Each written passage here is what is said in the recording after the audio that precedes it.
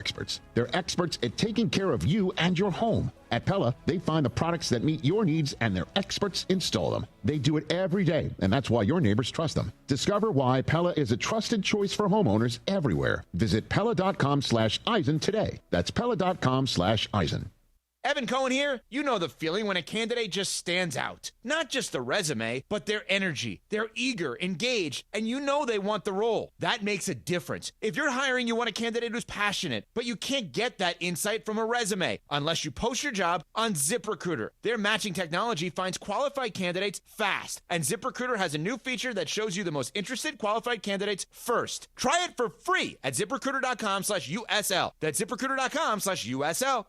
710 ESPN, your home for the 17-time world champion Lakers. KSPN Los Angeles, a good karma brands radio station. Previously on the Sedano and Kap morning show. It's Friday, you ain't got no job, and you ain't got shit to do. It's Friday, gotta get down on Friday. Yeah, and as somebody who was younger and who was looking out for Big Bro at the time. But he was young. He wouldn't know not to get married. Yeah, what the hell would I have known at 21 years old? He was dropping Miami Heat everywhere. But that's my point. Don't you see that if he would have said to me, hey, listen, I'm dropping Miami Heat. You should be dropping Miami Heat. Let's go drop Miami Heat together. You know, let's go be Crockett and Tubbs. You know what I mean? Yeah. Turns out there's a Walmart right in my own neighborhood. Wow. They got it all. Yeah, it's like a grocery store, too. I was able to buy a sex toy in a Walmart.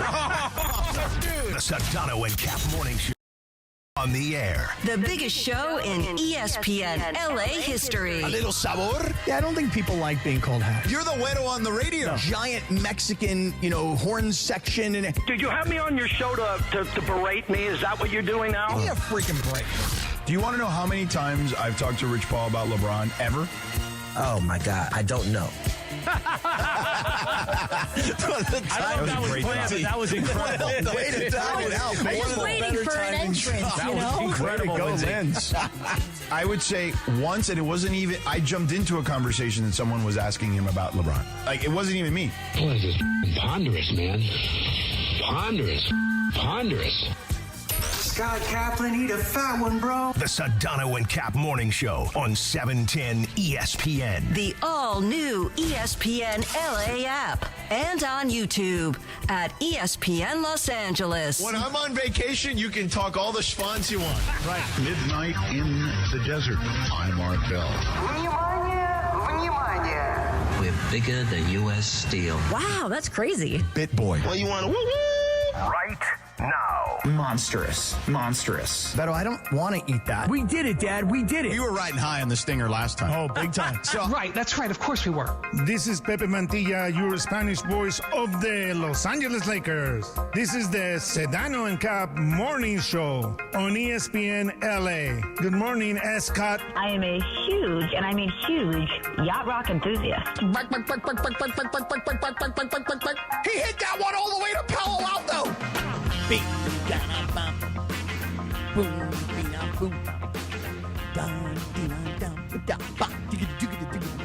Good morning.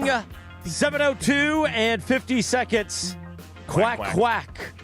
Oh, it's not hitting the quack, quack. There it is. Oh, hold on. Hold on. Go. Not Jorge, kid. so you know how things go. There you go. Good morning, the 17th of April, 2026. Oh, wait, I got to put my studio lights on. You put those studio lights on, Come on, sucker. man. Let's take a I look can at you. honestly say, and I am not a human being that says this. Right. I'm not one of these hacks that go, oh, man, thank God it's Friday. It's been such a long week. Yeah. It has been an insanely long week, Bergie, and thank God it is Friday.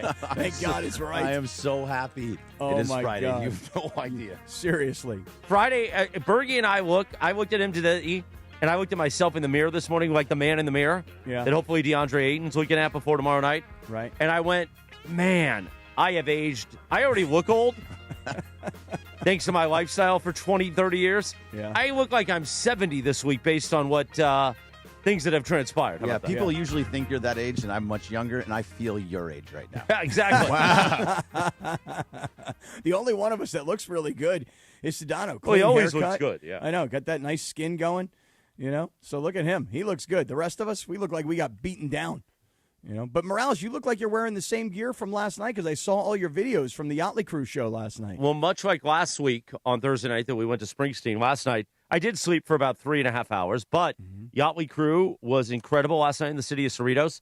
I saw some great. The minute I walked in, Rich and Richard, brothers, I think, from Cerritos, were like, "Hey, Morales, we came here because of you." I'm like, "Awesome, guys." Alan Flores, our great P1 listener, he was in the house last night. Nice. Yacht Crew was incredible. This may be, of the 9 shows I have seen over the last few years, right? This may be their greatest performance ever. They were on fire last night in Cerritos, and they get ready for Saturday night in Thousand Oaks at the Thousand Oaks Civic Arts Plaza, or whatever that thing is, Berkey, out in your land. But the show sold out. So, well, I saw your pre-show BAM with the entire band. You got the whole band around you, and you just gave everybody their 1, 2, 3, bam, and everybody hit it. So it looked like a great time last night, and those guys are, like you said, en fuego. But, George, as we get ready to kick off here on Friday, it's been an entire week without the Lakers. And even last night when you were jonesing for something to watch, there was no Dodgers. Thankfully, there was the Kings, but the Kings lost last night. Yeah, they lost. And I had to – Samboni had sent us, like, this whole diatribe of, like, all the different possibilities. And it was like a doctoral thesis trying to get through. I sent him the meme of Always Sunny in Philadelphia where the character's, like, trying to, connect red lines to different things. I'm like, what? Can you just tell me when it's over? What's happening? So Like, you were looking for Pepe Silvia. Yeah, exactly. I was looking for Pepe Silvia. So on the way home from the concert, I quickly scrolled just to catch myself up on what was going on. And I was just thinking, because the final text from like 11:30 p.m. was from Carlo, the great Carlo with Saisu. the schedule on With it, the right. schedule. And by the way, Carlo will do the Carlo segment this morning in the 9 o'clock hour. But I thought to myself, does Samboni not realize we're going to get the schedule from our partner, the Los Angeles Kings? Like, we don't need all his like, oh, it may be this. No, we're going to get the schedule, bro. Well, I mean, if we were doing, like, if we would have had those scenarios for the show yesterday, I think that would have been a better use of telecommunication. Now, giving it to us at 6 o'clock at night wasn't helpful. Had we had that at 6 a.m., then it would be great because we would have been able to discuss it on the show yesterday. He's going to have to start writing his scripts like he does for Mason in Ireland. Oh, wow. That's true. But also, Yeah, Berger, yeah! Wow. That's how we start a Friday show. He didn't even give all the scenarios. There was also other scenarios that could happen because, like, if the Ducks win or lose, like, there's different things. So there were still, like, 7 more scenarios in there. Right, but for everything that Samboni wrote, he started with, if the Kings lose in regulation, no other game will matter.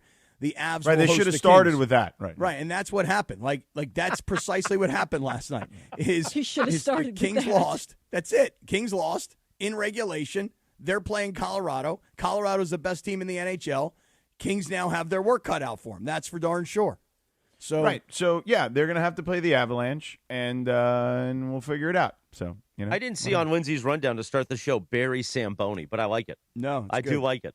It's good. No, it was only because, again, and I love Samboni, but if you would have sent that 12 hours earlier, we would have been able to talk about it. Like, that's the whole point. Like, hey, here's what's going on tonight with the Kings. If they win, this could happen. If they lose in regulation, this could happen. Yeah, telling us at 6 p.m. does us no good. Like, we at that point, we just wait for the result. Even worse, 6:44 p.m. So, Right. Well, there you go. Yeah, long time. So anyway, Cappy, I wanted to get to some top of the hour integrity here with the Lakers, but I sent in the group text today. I've been up since 4:15 this morning. Okay. And, Did this again? You couldn't sleep again? Well, yes and no. Yes, and I'm probably. not shocked that there's a lot on your mind after this week. He was searching for Pepe Silvia again, but in a different way. Right. So I realized, because of because of Luka and Cade, the NBA ballots came out very late, and we literally had like 24 hours to do them. Usually you get 2 or 3 days. Well, when were they due? Or when are they due? They're You due said they today came at out late. noon Pacific. 3 Today, Eastern. noon Pacific. Okay, and when did Right, you and get they them? were sent out yesterday at 11 a.m. Pacific time. All So right, basically so you have 24 hours. 25 hours. Yes. Yeah. So I was like, all right, I'll just get to it tomorrow, whatever. Just had stuff to do yesterday. I was running around town. So I was just like, all right, I'll do it. So then, and I thought to myself, like, before I went to bed, I was going to set an alarm and just be like, hey, like, not an alarm, like a notification on my calendar, like, hey, don't forget to fill out the ballot. And when I went to bed, I put my phone away. Now, my phone is not in the same bedroom, okay? Oh. It is like That's good. That's good. That's a smart idea. Yeah. It's actually in the in the bathroom, which is closed, but there's a wall separating us. So you I can put still it hear there. the alarm? So I could still hear the alarm, but it will not. It's not close to me. What if there was an emergency? I mean, I could hear the phone if there was an emergency. Oh, I mean, I always have mine on silent. Okay, keep rolling. Yeah, but Sedano's smart, so he has the emergency contacts. Right, emergency contacts can get through. I got it. So so there's that. So anyway, as soon as I put my head on the pillow, I'm like, oh crap, I forgot to set the notification, and I'm like, you know what, whatever. Whenever I wake up, I'll just do it. So I woke up at 4:10, and I was like, I tossed and turned for a few minutes. I was like, all right, I'm just getting up. I'm just going to go do this thing. So that's it. I went in and I said, all right, I'm going to do the research. Sig sent me a huge packet, not just me, everybody. And I went through it. I combed through it. And then I started going through my ballot. It took me about an hour. And even then, I still had to make some changes at the end. I was agonizing over two decisions. I think I told you yesterday, Cade Cunningham versus Jaylen Brown, first team All-NBA. Okay, and so then, that was not the only thing you were working on then. It wasn't just that. It wasn't just down to that. All defensive teams was incredibly difficult this year in a way that it had not been difficult in previous years to me. There were just so many more candidates that were really good. But I ended up making two changes at the end and going like, okay, now I feel good about it. Either way, I would have been fine, all defensible, all good. There was just a lot of good defenders this year. So anyway, we'll get to that. But let's start with the Lakers, which is more important. Let's do it. Dave McMiniman reports the franchise, as in the Los Angeles Lakers, have no expectation, is his quote, of either Luka or Austin Reeves returning at any point in round one. Now, Shams Charania was on TV yesterday, our ESPN senior NBA insider, and had this to say about Doncic and Reeves. And Austin Reeves are out for game one, and there is a expectation around the Lakers that they're going to miss potentially a significant part of this series. And in Austin Reeves' case, we already know his timeline, 4 to 6 weeks. That shelves him until the first week of May at minimum, and that would be the majority of this first-round series. And so Luka Doncic returns to the States on Friday. The Lakers, doctors, Luka Doncic's medical staff, they'll all evaluate him over the weekend and see what progress was made over his injections that he had to promote healing in that hamstring, and were there any benefits that came from it as far as a potential expedited time for him to return to the lineup. So if I'm hearing Shams right, everybody's kind of got some hope here about Luka, and team docs will get a hold of him today and start analyzing and evaluating and seeing where he is today versus where he was when he left for Spain and what sort of treatment he got and what that might have done for him. That's the first thing, right? Cap, we should do like a hope sounder and a fear sounder, like a and then like a fear, like or more like a dun dun dun. Oh wait, I got one of those. Or no, those are both sounding very fearful. Okay, I think I like the second one better. Yeah, I like the second one for fearful. Oh, no, that's vampire-y. That's Tom Brady. Cute vampire, sorry. Don't look at my eyes. Anyway. No, I like the idea. I mean, when we talk about hope, it sounds like there's hope right there. That's hope. That's our top of the hour thing, but that's fine. Okay. It's okay. It's still hope. But it sounds like at least that there's some hope for Luka. Right. And yet there doesn't seem to be any hope for Austin Reeves. I mean, what did I tell you a week ago? Yeah, I'm not sure. I feel like Austin Reeves, if you just say, hey, the original diagnosis I'm just telling you was 4 to what 6 was weeks. communicated. The way I interpreted the communications to me felt that way a week ago. And so here we are. And go ahead. Say what you're going to say. Well, here's what I'm going to say is that I was somewhat hopeful for Austin Reeves, and I was very doubtful on Luka. Now it sounds like we should be a little bit hopeful on Luka and highly doubtful on Austin Reeves. You talk about this report from Dave McMiniman, and Dave, according to his report, would tell you that neither of these guys will be around or available or even remotely possibly available for the first round. So that creates a lot of fear rather than a lot of hope. That's the issue here right now, is I think everybody was hanging on with hope like, okay, look, if LeBron can get the first or at least the second and they could split here and then they go back and then maybe they hang on to game 5 or 6 and then maybe one or the two or both come back. Well, if you got one or the other for game 6 and 7, now you got a fighter's chance, a puncher's chance. And according to Dave, be prepared. You're not going to see either of these two guys. There's no expectation. Yes, Right. That's a totally different thing. Saying that there's an expectation and saying you're not going to see him. I think he's trying to take the pressure off of them. Dave is trying to take the pressure he's off reporting who? what the team is saying. It's not like, Dave's opinion. Right, like the team is trying to take the pressure off of them. But I also feel like, guys, I'm putting this out there. I feel like this is gamesmanship. I really do. I feel like, the team says to Dave, low expectations for both. Dave puts that out because that's what the reporter does. The information that he received from the team is the information that he disseminates to the audience. We all read it and consume it.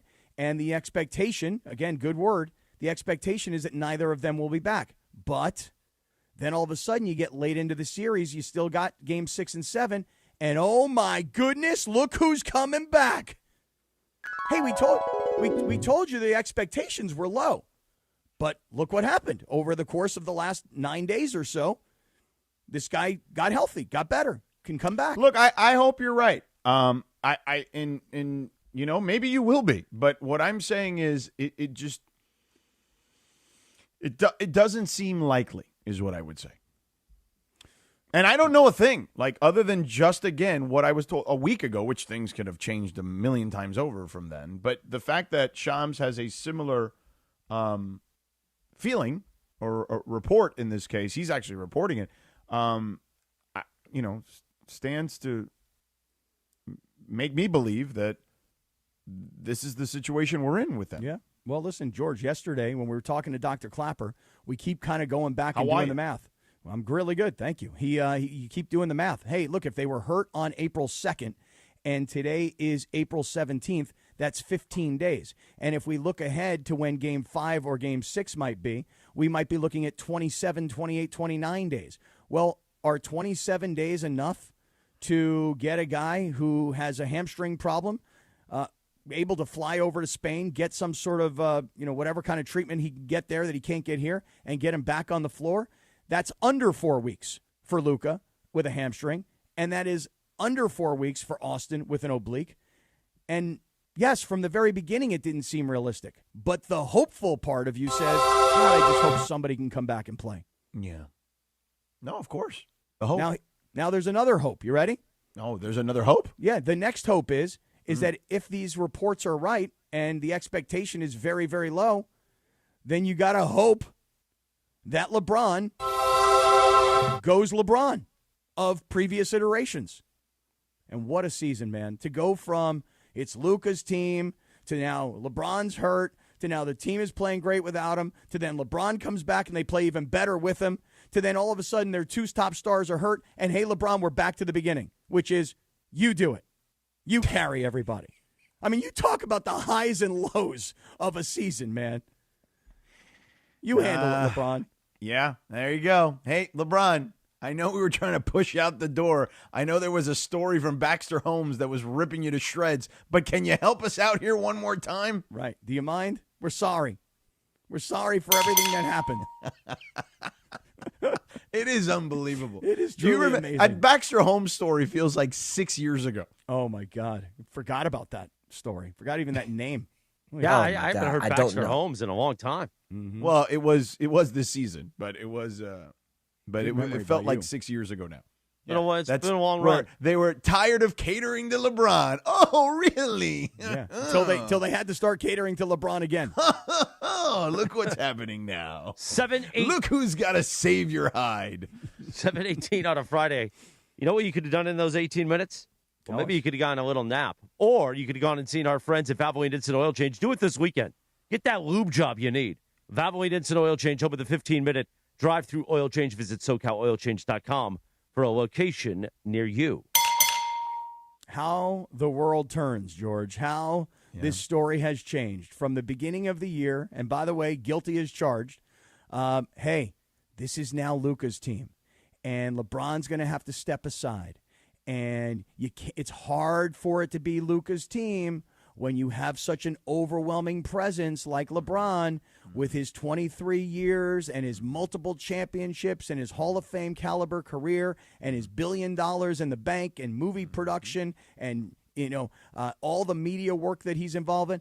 It's time you're really to hand laying things out the off. resume, Cappy. Well, I mean, yeah, because that was it, right? I mean, it was like, hey, it's hard to let a young guy take over the team when there's somebody as overwhelming in terms of presence. It really was a long resume you were laying out. It really is, and there's more to it.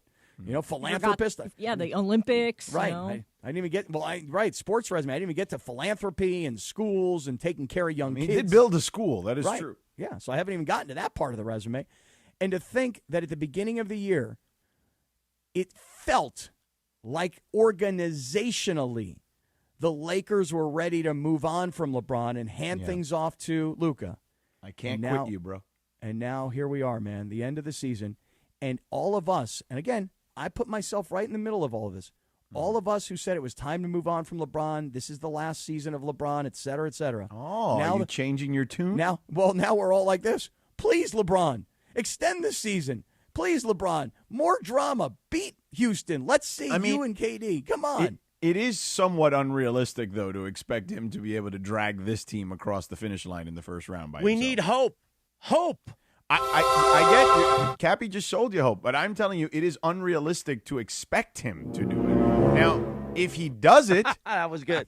That was good. If he does it, then it would be, honestly, I don't want to call it a miracle, but it would be another notch on his belt of like, holy crap, this guy really. Just when you think, man, that he can't do anything else you haven't seen before. I mean, this would be pretty damn impressive. One thing is to drag that crappy Cavs team to the finals, when he was, whatever he was, 21 or 22 years old or whatever it was. I mean, 41 to drag this team. You're 41 years old. Thank you, LeBron. Past this Rockets team that many people thought would be title contenders would be insane, in my opinion. Here's the thing. Listen. We're all pointing to LeBron, and we're all saying that it's going to have to be LeBron that's going to have to put everybody on his back, and LeBron's going to have to be Superman. Well, DeAndre Ayton isn't doing that. Just saying. Well, no. DeAndre. Well, they're going to need. No, seriously, though. This is what I'm getting This is what they're going to need. They're going to need DeAndre Ayton to play well in this series while Luka and Austin are gone. Right. Especially while they're gone. Because if he does not play well, they have no shot. Right. So this is exactly what I'm getting at. We can all look at LeBron. We can all say LeBron put everybody on your back. You can say that, if LeBron takes this group of, ragtag guys and brings them, into a playoff series and wins one, look at another notch in LeBron's belt. But here's the thing. It is not a one-man show. It does require a team, okay? And it does require a family, and that's the coaching staff and whatever players are available. And it's going to have to be DeAndre Ayton, and it's going to have to be Rui with big performances. Marcus Smart's going to have to play great defense. Luke Kennard's going to actually have to shoot the ball from three-point range.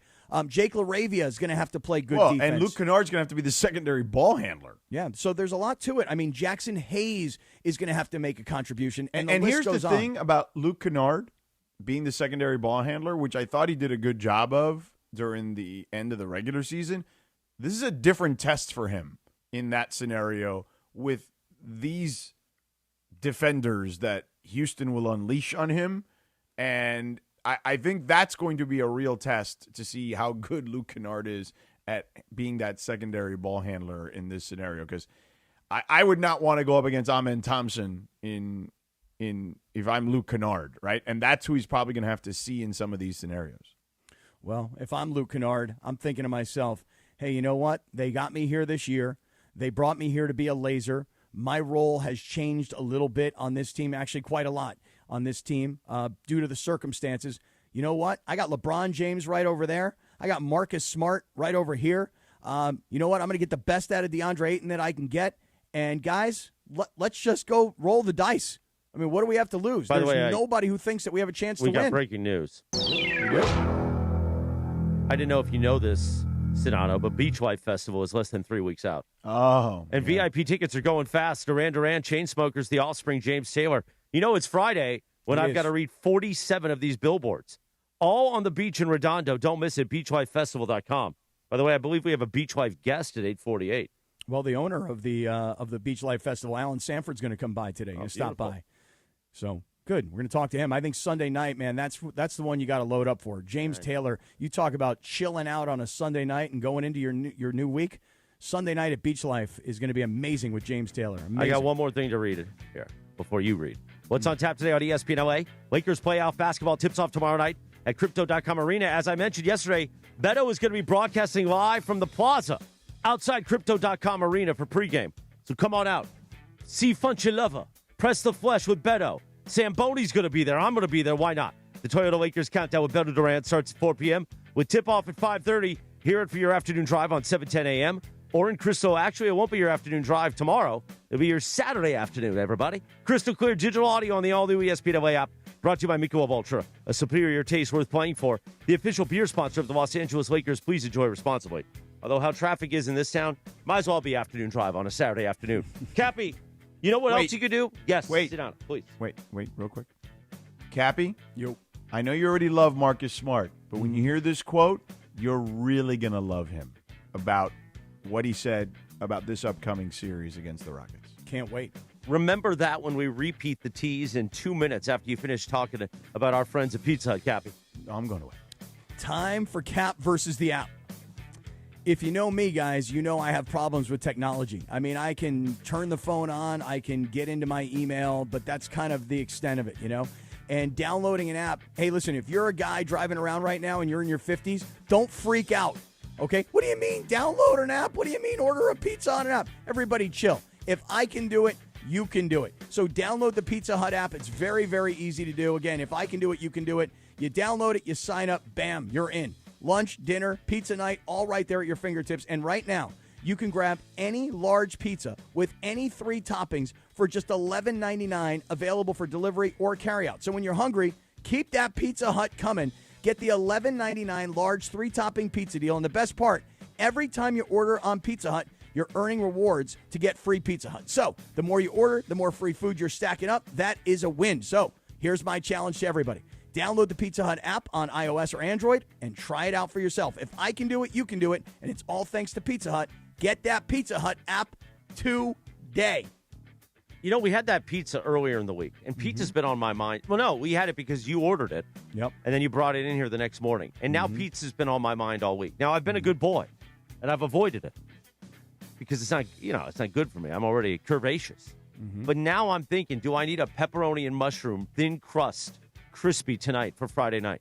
You do, and because you get the 3 toppings for just $11.99. I don't want 3. I just want 2. I know, but maybe what you do is you take the 2 toppings that you want, and maybe you double up on one or the other. Oh, maybe you double the pepperoni. Oh, that's a lot of sodium, though. Okay, what was the second thing you wanted? I want pepperoni mushroom thin crust. Okay, so go nice pepperoni and crispy. double mushroom. Double mushroom? Yeah, what the hell? Double mushroom on a Friday night? Hey, that's when you do it. I mean, what are we going to do? Yeah, we're just a couple of guys messing around. That's what we are. Double the mushroom, pal. Double the mushroom on a Beach Life Festival Friday. Right. Exactly right. All right, when we come back in 3 minutes, we'll do whatever Sedano teased. I don't remember it, do you? Marcus Smart. Oh, Marcus Smart. That's in 3 minutes from right now on the Sedano and Kap Morning Show, LA's only local sports morning show on ESPN LA. The Sedano and Kap Morning Show. We'd like to thank our founding partner, Providence. Providence, caring with compassion in Southern California. This is the Sedano and Kap Morning Show. It's almost Earth Day, and that's when I like to grow things like pansies. And money in my pocket at Morongo. Now your top reasons to visit Morongo. Rewards members get a free Earth Day reusable utensil set the 22nd while supplies last. Number 2. We're giving away a Polaris Razor Pro R Ultimate April 30th. And the number 1 reason. Pool season is on. The Oasis Pool and Lazy River are open. Party in the cabana. Morongo, good times. At Uline, they know firsthand the road to success is an uphill climb. Uline started in the family basement, and through hard work is now North America's most trusted shipping and industrial supplier. They get what it means to have the support of reliable, hard-working partners. So they keep 41,000 items ready to ship. Whether your company is still in a basement office or expanding cross-country, Uline will be there on your road to success. Visit uline.com. Inheriting a home can be overwhelming. Between repairs and the time it takes to get everything ready to sell, it can feel like more trouble than it's worth. That's where Seller's Advantage comes in. One real customer who inherited a home shared their experience, and I quote, We had an inheritance from a relative. It would have taken us a lot of time, money, and headaches to get the property in shape to sell. I heard about Seller's Advantage from a radio commercial and decided to give them a try. Their offer was reasonable, and we accepted it. They took care of all the physical effort and legal complexities. We closed within 3 weeks. I would highly recommend them to anyone, end quote. No matter what your reason for selling, call Seller's Advantage today at 888-390-AS-IS, 888-390-AS-IS, 888-390-2747, or use the website sellersadvantage.com for your free, no obligation cash offer. Sellersadvantage.com. Don't worry, sell happy with Seller's Advantage. Providence Realty, DRE number 019-15-21-2. Smalls here. If it feels like everybody's sick right now, you aren't imagining it. Doctors say this is the worst cold and flu season in 25 years, and it's not over. I can't afford to get sick, and I doubt that you can either. That's why I ordered a medical emergency kit. It's like having an urgent care and a pharmacy right in your home. It includes prescriptions like generic Z-Pak to help you get well faster, plus antibiotics to treat pneumonia, strep throat, sinus and ear infections, nausea, even UTIs and other common illnesses. It's in your kit the moment you need it. No waiting for your doctor, no hours at urgent care, no lines at the pharmacy, no copays. Just match your symptoms to the right prescription in your guidebook and call their telemedicine doctor standing by. Order your medical emergency kit online in minutes and it ships to your door. Save $45 with my promo code SMALLS at urgentcarekit.com/smalls. Again, that's $45 off with promo code SMALLS at urgentcarekit.com/smalls. That's urgentcarekit.com/smalls, promo code SMALLS. Prescription required. Always consult your doctor to determine if this product is right for you. You're hanging out with the Sedano and Kap Morning Show. I have a crooked pole. Some guys have that crooked pole, okay?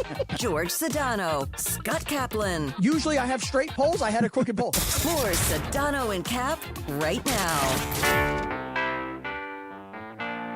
Yes, indeed. 7:31. Good morning. Jeremiah was a bullfrog. Was a good friend of mine. I hit the post, but the quack stepped on it. On this day in 1971, you know, Sedano loves the oldies, the number one hit. Three Dog Night. Joy to the world, Cappy. Joy to the world that it's Friday. Joy to the world. Come on, people. And we don't have to put up with Cappy till Monday. You boys and girls now. We sang the song at the Hootenanny in Allegheny. Oh, the Hootenanny. Yeah. Nice. The banger. It is a banger. banger. Everybody should be a little bit more joyful. That's a good idea. Speaking of Hootenannies, today is also Crawfish Day. You like crawfish? I love crawfish. Yeah? I used to do a lot of it in Houston because it's a big thing. Crawfish. Don't feel like I have much crawfish experience. Are those the little bugs that you pull their heads off and you suck out the juice? What? Why you gotta say it like that? It makes it Well, sound that's so what they are. gross. No, but that's what they do. That's like in New Orleans, don't they? Like they pull the heads off the little bugs and then they suck them out. One of my first dinners with Keyshawn Johnson. I don't know why I said Johnson, but with Key. And I don't know, Sedano, were you at that one? It might have just been Raj and I. And he ordered these shrimps and crawfish to the table. And to watch his giant wide receiver, number one overall pick, hands suck Was this out in Hollywood? these things. No, this one was in the Valley, actually. It was in Studio City. And I mean, he was just biting heads off and just sucking it. And I was like, I was in awe just watching it. Yeah, so is that crawfish? It's crawfish and shrimp. Ah. Kind of in the same family, I think. Yeah, you break the head off and you suck it out. You don't eat shrimp heads, though, right? No, he would just.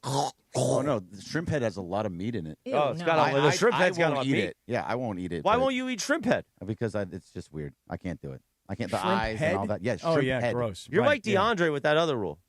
You know what I like is like Dungeness crab, which is like stone crab. Like that stuff is delicious. You got to do so break much 'em work up. because you got to crack it. Yeah, you got to crack them, right? Yeah, but they bring it to the table cracked. But you get to I put think. that little beat. and you like got the little thing on. the cracker if you need it. Yeah. What's How the little about- thing you put on? The bib. Oh yeah, the bib. Yeah, you King gotta put it on the crab bib. is the best. No? No, I don't like king crab. I That's do. a lot of work. Yeah, it's big long arms. No too. way. You just you just crack the end and True. it comes right out. You know, Cappy. Yeah. When we talk king crab, it thinks I can work in another beach wife read. Hey, go You for could it. sit There on you go. you could sit on the couch all weekend, or you could be at Beach Wife Festival in Redondo, less than 3 weeks away. Duran Duran, Chainsmokers, Offspring, James Taylor, and yeah, VIP is close to selling out. It's kind of a no-brainer, isn't it, folks? It is. Beachwifefestival.com. They might have crawfish over there. Or chicharrones. Oh, chicharrones. Yes. Chicharrones would be good. I got those $2.99 bag of chicharrones the other day at Vaughn's.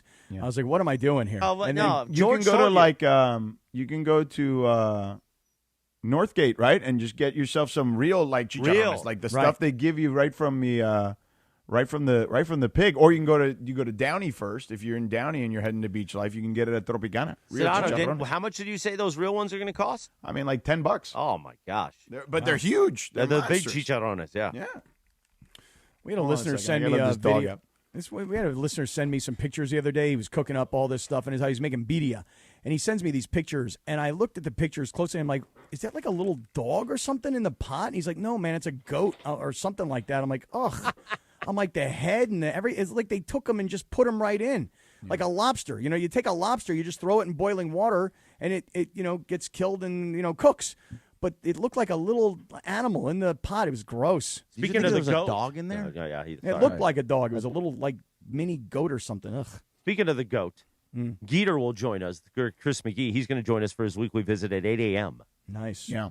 Nice. Let's talk about Marcus Smart. Cappy, here's the quote from Marcus Smart when asked about this series against the Rockets. He says, they're going to try to come in and punk us. Mm-hmm.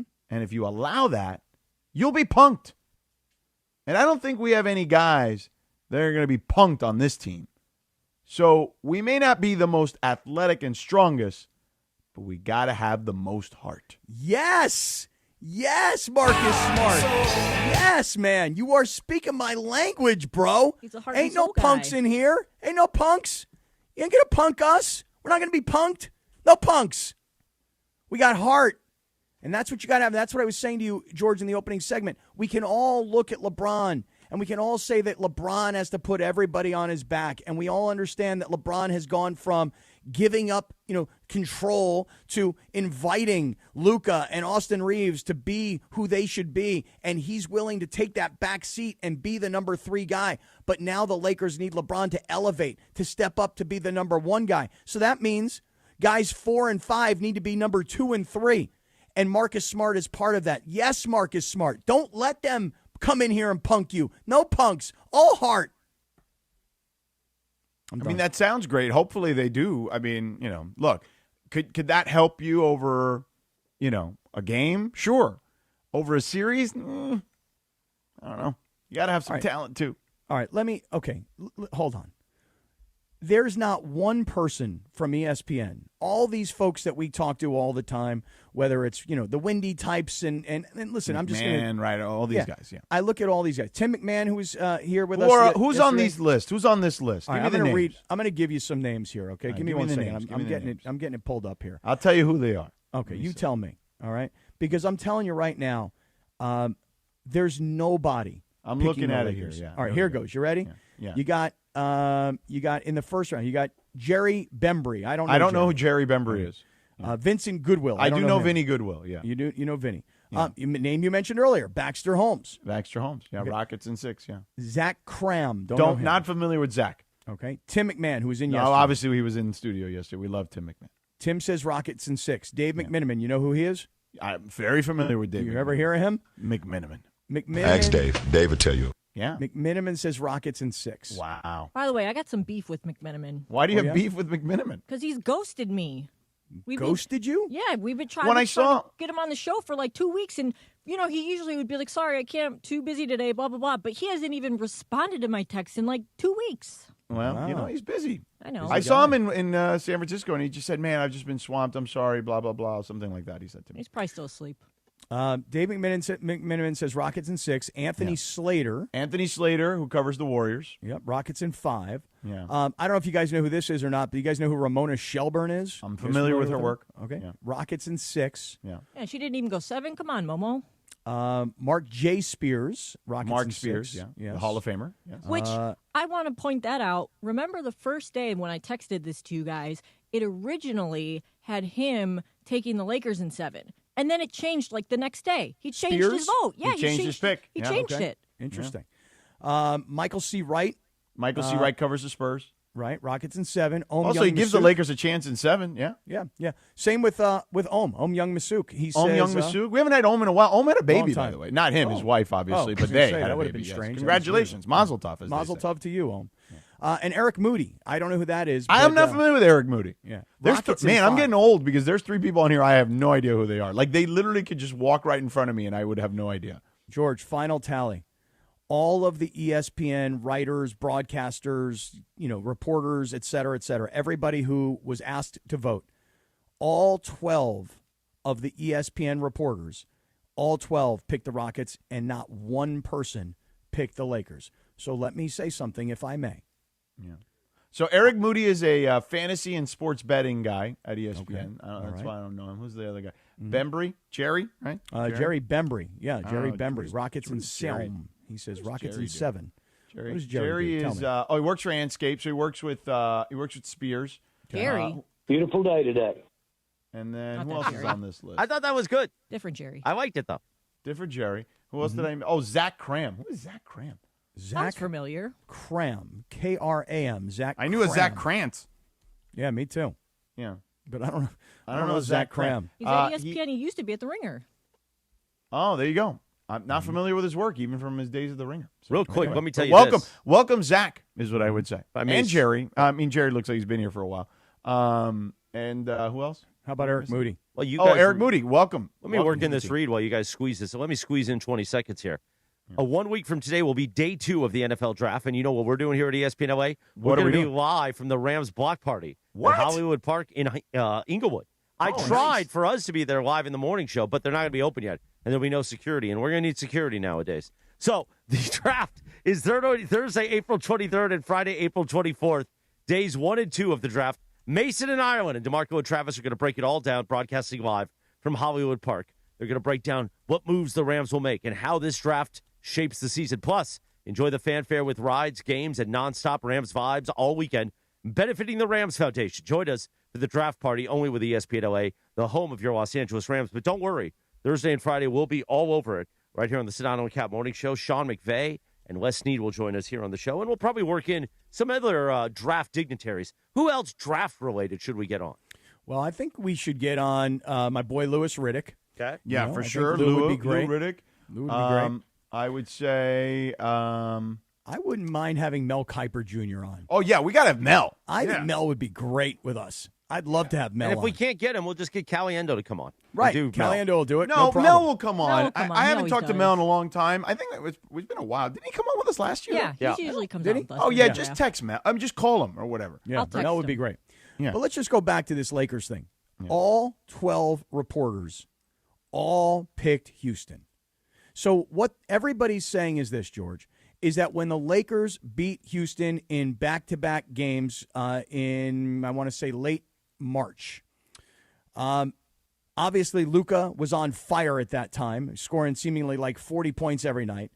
Austin Reeves was part of those wins, and he was scoring probably anywhere between 15 and 20 points per night. So now you're taking out 55 to 60 points per night, okay?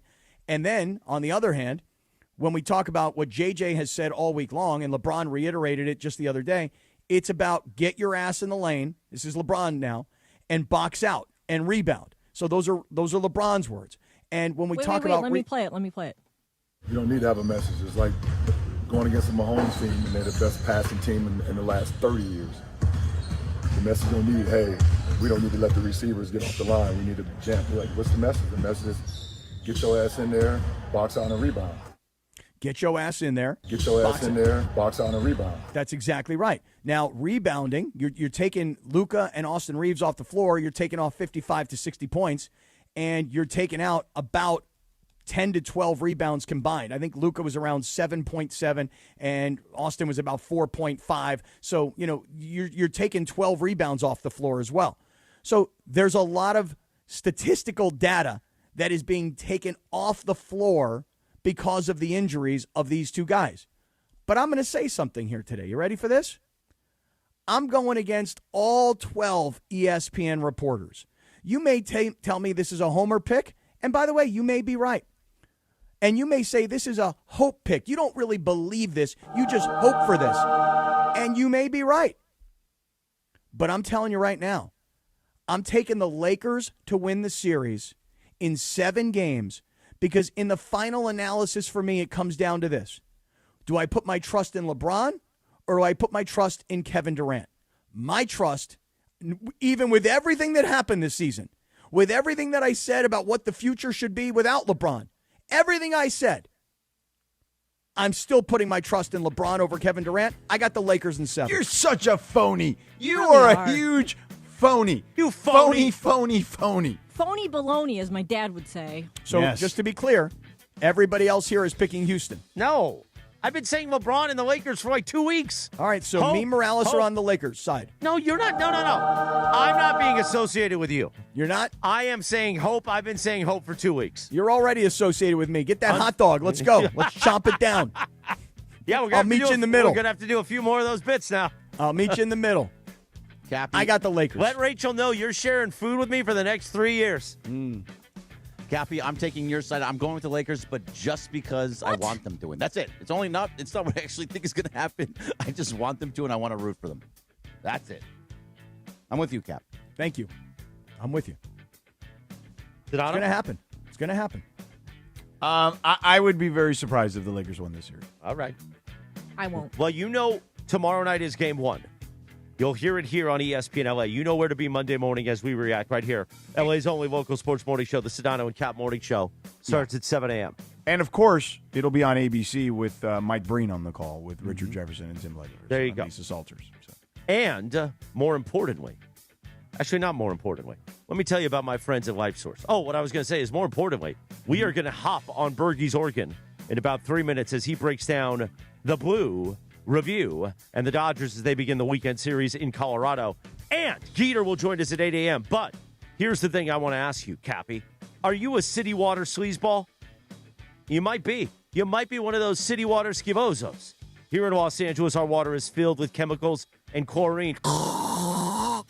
That's exactly why I did something that Johnny I did. Johnny I and I, we got LifeSource whole house water systems. LifeSource cleans and conditions water from every tap.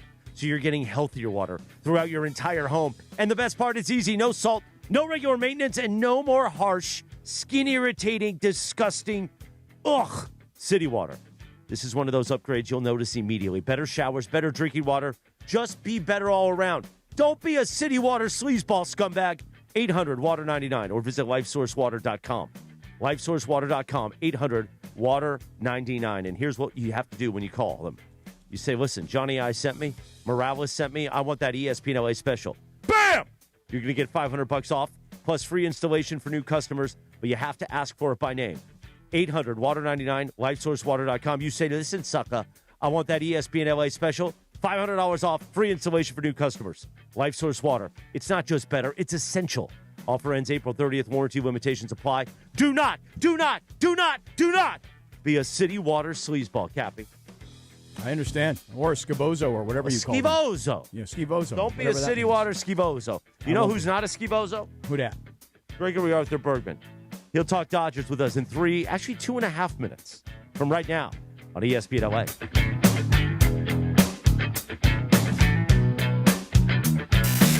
The Sedano and Kap Morning Show. We'd like to thank our founding partner, Cadillac of Beverly Hills. Cadillac of Beverly Hills.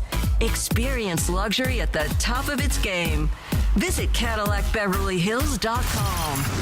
This is the Sedano and Kap Morning Show. When pain keeps you from doing what you love, Hoag Orthopedic Institute gets you back to you.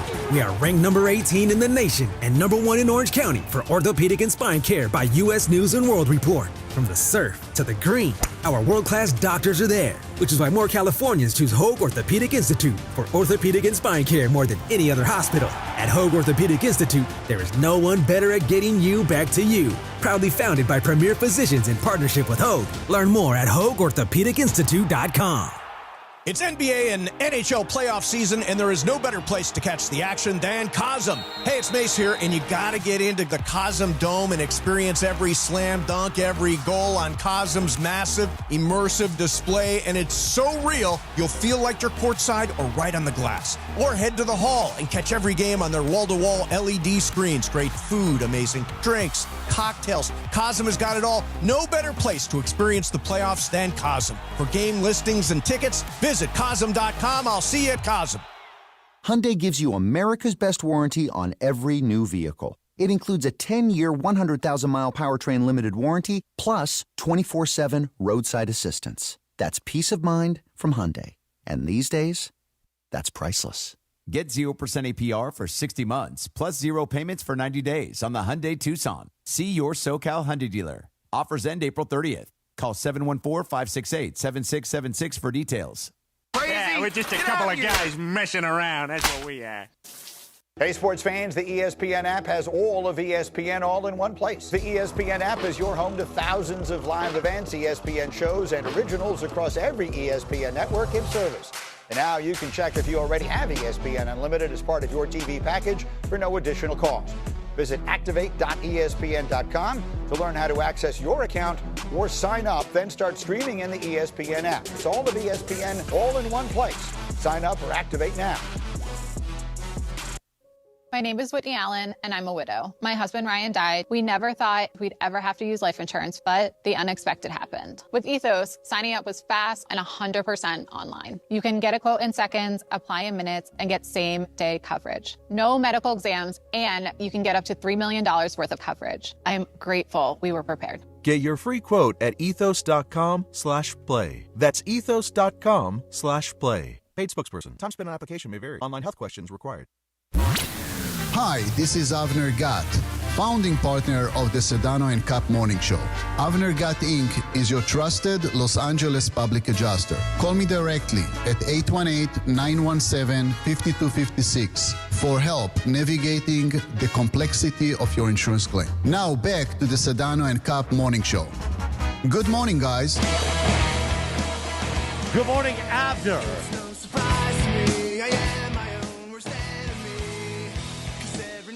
7:50 on a Friday. A Beachwide Festival Friday, Jack. The Sedano and Kap Morning Show. Cappy, you know these guys lit?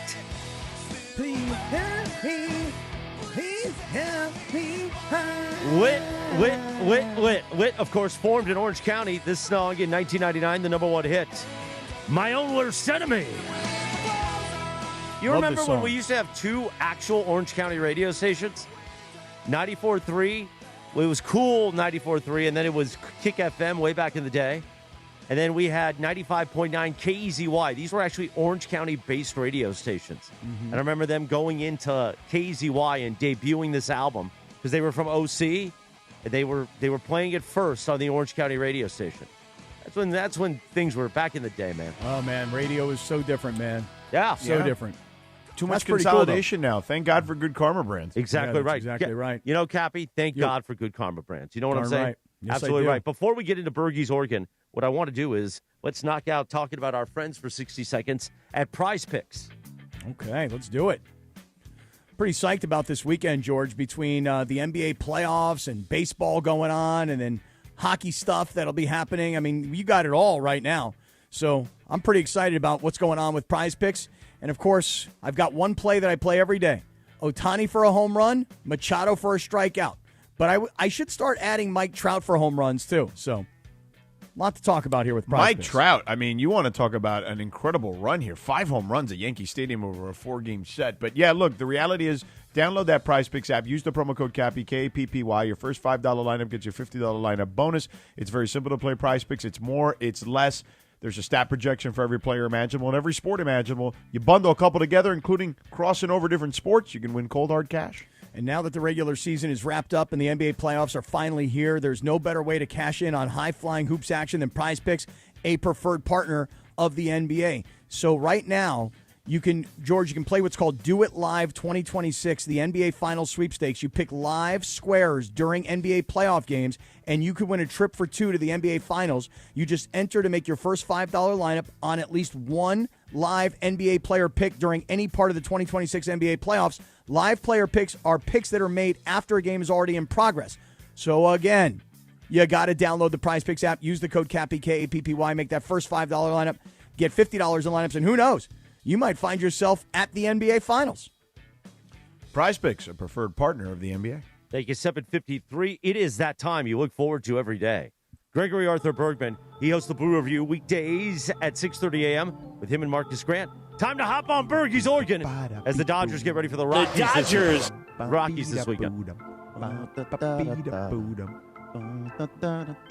So the Dodgers are in Colorado this weekend, and Colorado has to be my least favorite ballpark in the history of ballparks.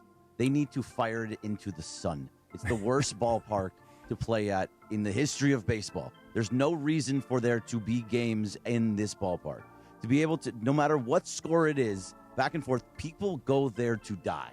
If you're a pitcher that's struggling, you're going to struggle harder. If you're a hitter that is struggling, you're going to do really, really well, and then you're going to leave and you're going to go back to struggling. I hate this ballpark more than anything of any ballpark in history.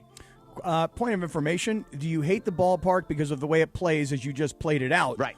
Or have you ever been there? So I went to Colorado. I have it. It's a beautiful park. Right, that's what I was getting at. It's a freaking beautiful park. It is gorgeous. It is fun to go there for a game, but it's just the worst. It doesn't matter what the score is in those games.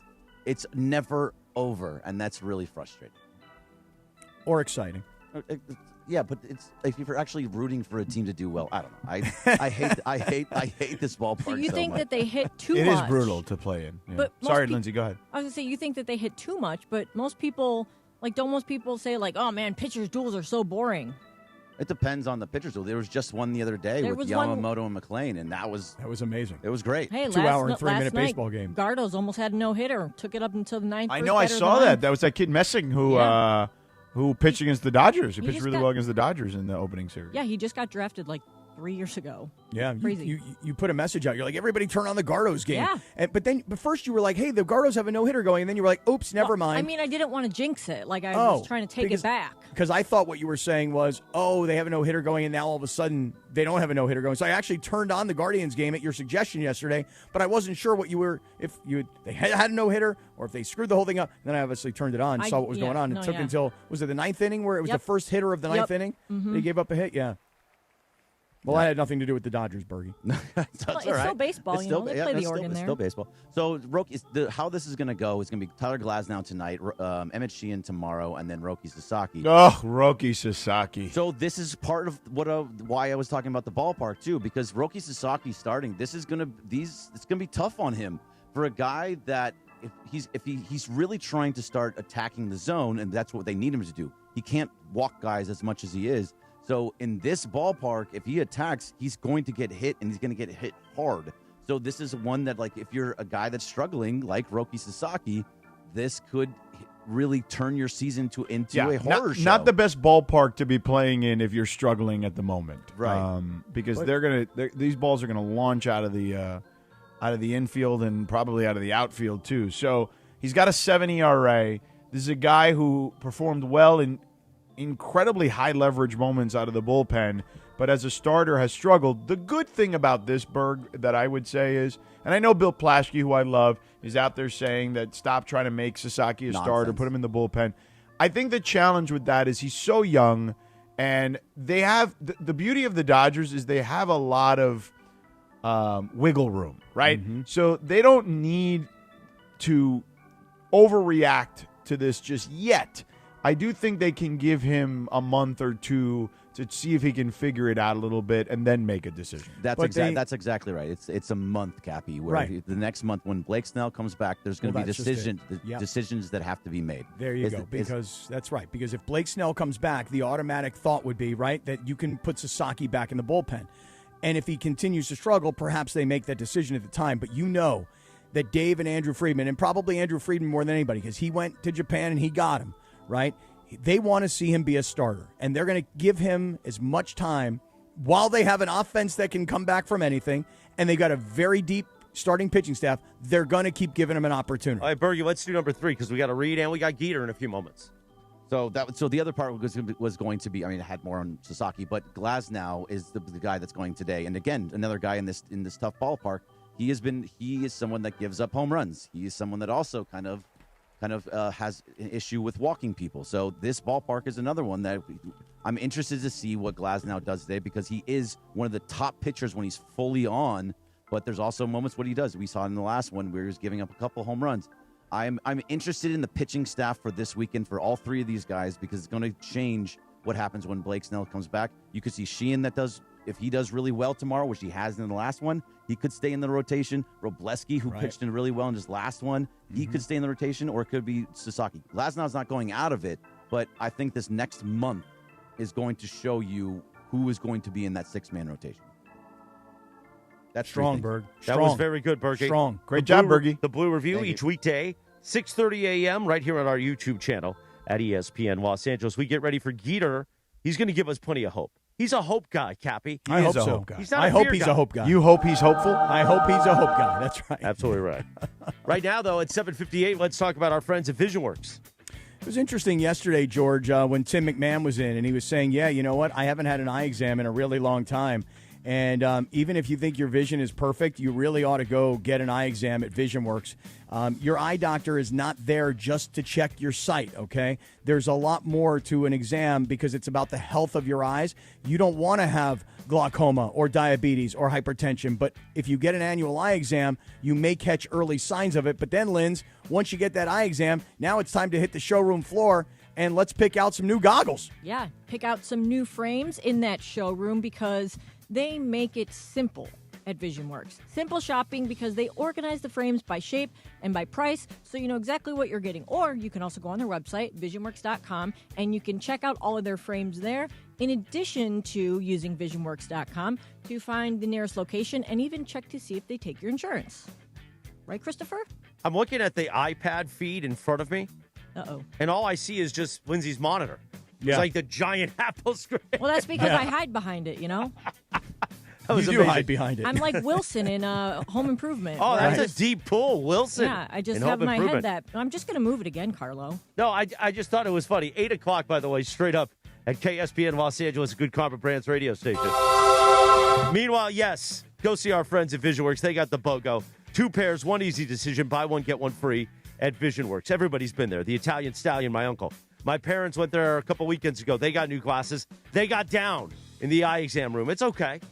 Producer Jorge, him and his family were there last weekend. By the way, we miss Jorge. He's dealing with some family stuff. He'll be back Monday, by the way. I see some people are asking. We love him. Yep, we do. Here's the thing. Go see them. You got your tax refund. Don't waste your money on chicharrones or something else, Cappy. Oh, Tim McMahon's got those nice ties. Don't spend money on ties and chicharrones. Not until you take care of your eyes, Jack. Go see our friends at VisionWorks. You know who also is a VisionWorks guy, I think? I'm just throwing this out there. But he's got great eyes. Let me guess.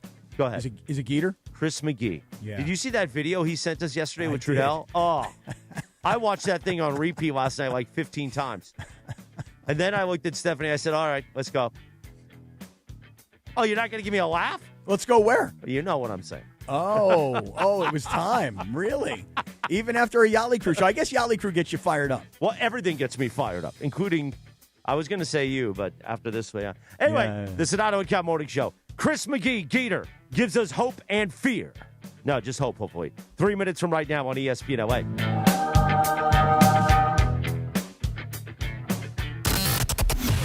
This is the Sedano and Kap Morning Show. Change is in the air at LAX. Los Angeles International Airport's automated people mover trains are rolling soon as part of LAX's ongoing investments in improving your travel journey. The new trains will quickly move guests between all terminals. The new consolidated rental car center, metro trains and buses, and economy parking in 10 minutes or less. Departing every 2 minutes, they'll help approximately 30 million passengers per year. Learn more at lawa.org/ESPN. That's lawa.org/ESPN. LA's biggest pizza party is back. Pizza City Fest returns to LA Live April 25th and 26th. Bigger, bolder, and cheesier than ever. 40 of Southern California's top pizzerias. 2 epic days. 1 massive celebration of pizza. An all-inclusive ticket delivers unlimited pizza tastings, unlimited beverages, and unlimited desserts. All for just $99. Pizza City Fest at LA Live across from Crypto.com Arena, April 25th and 26th. Tickets on sale now at LALive.com/Pizza City Fest. Are you thinking about refinancing your home for a lower monthly payment? It looked like rates were coming down, only to jump back up when the fighting started in Iran. In fact, mortgage rates have been very volatile with the ever-changing world news. The Loan Exchange has a suggestion. Contact us now and we'll process your refinance application for no charge, including doing an appraisal. You tell us at what rate you'll close with no closing costs at all. When the market drops to that rate, we'll notify you, prepare your closing documents, and close you at that rate in about 5 days. Pretty simple. We watch the market for you so you don't miss a short window of opportunity. If the market doesn't get there, your downside is that you wasted about 2 hours of your time, but get a free real appraisal. The upside is that you get the rate you want. Now that makes sense. So go to theloanexchange.com and apply without cost or obligation. Theloanexchange.com. NMLS 1637539. Loan subject to credit approval. See website for licensing information, loan terms and conditions. Equal housing lender. Theloanexchange.com. Pizza Hut is bringing the heat with their new hand-tossed crust. Crispy and golden on the outside, soft and fluffy on the inside, finished with buttery garlic parm seasoning in every bite. And right now, grab a large pizza with any 3 toppings for just $11.99, delivery or carryout. When you're hungry for big flavor, keep the Pizza Hut coming with the $11.99 large 3-topping deal. Order now at pizzahut.com or download the Pizza Hut app. Limited time offer. Additional charges for extra cheese and toppings, stuffed crust, and original pan. Progressive presents the Passionate Sports Fan Checklist. Signed jersey of your favorite bench warmer? Check.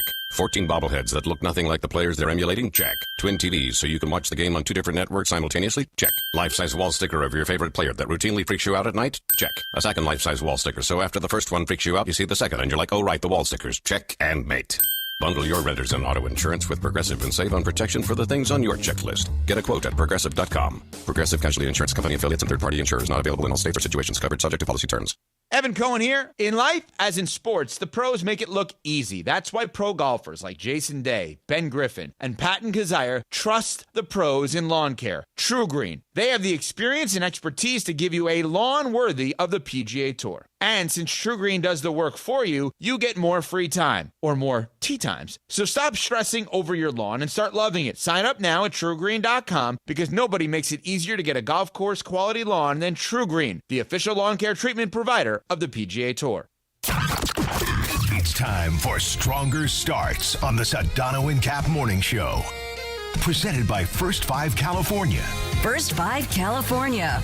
Be calm, be steady, be there, be nurturing. Time for today's Stronger Start. Yes, indeed. 8:05 in the morning on a Friday. The Sedano and Kap Morning Show. Well, I think the stronger start for today, and Sedano and Cappy, tell me if you agree, there's only one thing. Tell me. We need LeBron, the king, to give us hope, not fear, and have a stronger start tomorrow night. As the Lakers take on the Rockets, Game 1, as the NBA playoffs get underway, it'll be at Crypto.com Arena. And, of course, as we have told you, Beto Duran will be broadcasting live from outside Crypto tomorrow. Samboni's going to be there. I'm going to be there. And you've got to come by and press the flesh with Beto, starting at 4 p.m. By the way, the Toyota Lakers Countdown with Beto starts at 4, tip-off at 5:30. Hear it all on 7:10 a.m. or in crystal clear digital audio on the all-new ESPN LA app. Brought to you by Michelob Ultra, a superior taste worth playing for, the official beer sponsor of the Los Angeles Lakers. Please enjoy responsibly. The Stronger Start, brought to you by First 5 California. Learn why giving your kids more support for their feelings helps protect them against toxic stress at first5california.com. Now, I think it's okay. We need hope. But some people, Cappy, and look at this transition, as we get ready for the one and only Geeter, some people would say we need a miracle. Oh, look at that. Well done. As Mike and the Mechanics once said, all I need is a miracle. And when this song came out, I wonder what Geeter was doing. Was he riding around in his Camaro? The great Chris McGee from Spectrum Sportsnet joins us now. Geeter, was it a Camaro or an IROC Z28? Because that's what I liked. Yeah. You guys are never going to believe this. It Trans was Am? a gold Dodge Omni. Oh, wow. Yeah. Gold Dodge Omni. God, I can imagine a young Geeter in his dolphin shorts riding around in that thing. Oh, yeah. All tanned up, all oiled up. Light blue dolphin shorts. Yeah. Oh. Light blue dolphin shorts. I gotta hold that image now for a few minutes. You didn't go with the orange ones like the Hooters girls, or like a more of like a Richard Simmons kind of a striped look? No.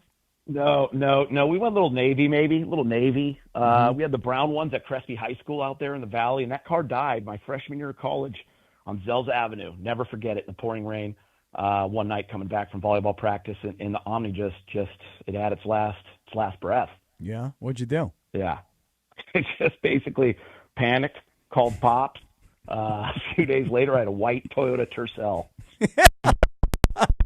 Tercel. You're breaking out some old names. I was telling these guys I had a Chevy Chevette, which was like the most embarrassing thing of all time, But I'd pull it out there onto the football field. I'd open up the trunk. I'd put out speakers. I just kick balls for thousands of balls. I was blaring Cheap Trick. I want you to want me, surrender. I mean, I had it all going on. Beach Life, Alan's coming on at 8:45. I know what's going on over here. You do know what's going on. But here's my thought, Chris McGee. I'm going to pick the Lakers to win this series. I don't care if Luka doesn't return. I don't care if Austin doesn't return. I'm going to say that LeBron, who's had this crazy year, is going to get an opportunity to play meaningful minutes with Bronny. I think DeAndre Ayton's going to step up. Marcus Smart. I think Jake LaRavia. I'm looking for this team to do what Marcus Smart said, which is to not be a bunch of punks and not get punked. Geeter, you have any hope that the Lakers can win this series even without Luka and Austin Reeves? Play that music that you guys were playing from before when you go to the pearly gates and they open up. I'm going with hope. Good job, Geeter. Yeah. You know why, Cappy? Because you're a competitor, right? You're a competitor. Mm-hmm. So you know what guys like us do? I'm a when winner. that Titanic is going down and everyone else is jumping off, and I don't know why Leonardo was next to the raft. Just get in the boat. I'm up there with the violin player, and I'm just going down because I don't know any other way. Right. Geeter, So, do you know something there's gotta be hope. interesting about the Titanic? You know there were 7 warnings before they hit that iceberg? How many more do you need? Exactly. They got 7 warnings before they hit that iceberg, and they kept going full speed. And, hey, look, you got 7 games in this series. Yeah, listen, after one warning, I think I'm making a plan. I mean, do we need 7? Well, I mean, listen, you got the first game at home, and that to me is my plan. Win game 1 at home. Listen, I know George is waiting to pounce, but I'm with you. Listen, I think we have 2 home games. I think one is going to be really close, and it's going to be a battle, and the Lakers are going to shoot really well, and they're going to play a great game. I can't speak on the other one. That's the one they got to win, because I think Houston still, even though they played great at the end, what were they, 9-1 down the stretch, I still think they're a little panicky at the end of the games. I think they're a little unorganized at the end of games. I think this Laker team will be good defensively. I need a close game, and I would love a game 1. Game 1, just to give everyone confidence, just to give everyone hope, just for the next 2 days. Radio will be great for you guys on Monday, Tuesday. Let's just get the first game. It'd be so much fun. Yeah, listen, I think for them to win, that is the recipe. We talked about it yesterday, that they are shaky at the end of games. The Rockets, the Lakers are not. And I think that to me is the difference. But this is one of these teams where I feel like if they get up a significant amount in this game, I just don't know if the Lakers have enough firepower to come back, right? Like, I think that the Lakers need to be nip and tuck pretty much the whole way in all of these games to have a chance. You know, George, we had Trudell and Brez on yesterday for the show, and we talked about that very thing, like what were everyone's concerns. And obviously, I think like the number one thing, and I went to practice a couple of days ago and asked JJ right off the bat, like about the rebounding, like what makes this team such a great offensive rebounding team. And he said, listen, like every team's got 2 or 3 crashers. They have 8. It's just the system that they play. Like they rebound, they offensive rebound 47% of their misses. They get an offensive rebound. So that's like a huge part of this series. But for me, it's like, can they score enough? Can the Lakers score enough? Do they have enough? Like, are they going to get a great game from Rui, from DeAndre, from Luke Kennard, from Marcus Smart, Jake LaRavia playing great defense, Vando maybe mucking things up? Like everyone's got to kind of be connected and have that game, I think, for them to win. Listen, I've been going with hope, and I've been going back and forth with this, but I think when I start to lose hope and I get a little deflated and I got to get myself out of it right away, and I think I did this maybe last Friday with you guys, but I was doing it this week on our air. Like, we were going through all the top teams in the playoffs. If you take their top 2 scorers off, nobody's favored in the first round. Mm-hmm. Right. Not one team. I mean, you go OKC maybe wins a couple games, but you take Murray and Jokic off. You take, Wemby and Fox off. You take Şengün and KD. You take Ant and Randall. Like, nobody's coming close. But because LeBron is LeBron, I think, there's this hope, and I'm going to cling on to that until you guys tell me it's over. I'm with you 1,000% on that. And I'll just tell you this, you start naming off names, you start saying, hey, DeAndre Ayton's got to step up. Marcus Smart, you just start going through the roster. Look, it's time for these guys. They had the luxury all year long, and particularly through the month of March, they had the luxury of Luka going crazy and Austin Reeves being right there with him. And it's not just the total points that they score combined, but it's also their total rebounds as well. They all had that luxury. Well, guess what? Everybody knows the circumstances. They're gone. Step up, step up, step up. And if you're a competitor, Geeter, that's what these guys will do. Now, will it be enough? That's another question. But I want to see DeAndre Ayton show George Sedano that he was a number 1 overall pick and he's an incredibly talented guy. I want him to put it to Sedano and everybody else who doubts the guy. Here's their opportunity, Geeter. Here's their opportunity, and DeAndre Ayton has been kind of the popular X Factor pick, but I'm going to throw another name at you because, listen, yes, it falls on Ayton's shoulders and he has to be great, but I think Jackson Hayes is going to have a good series.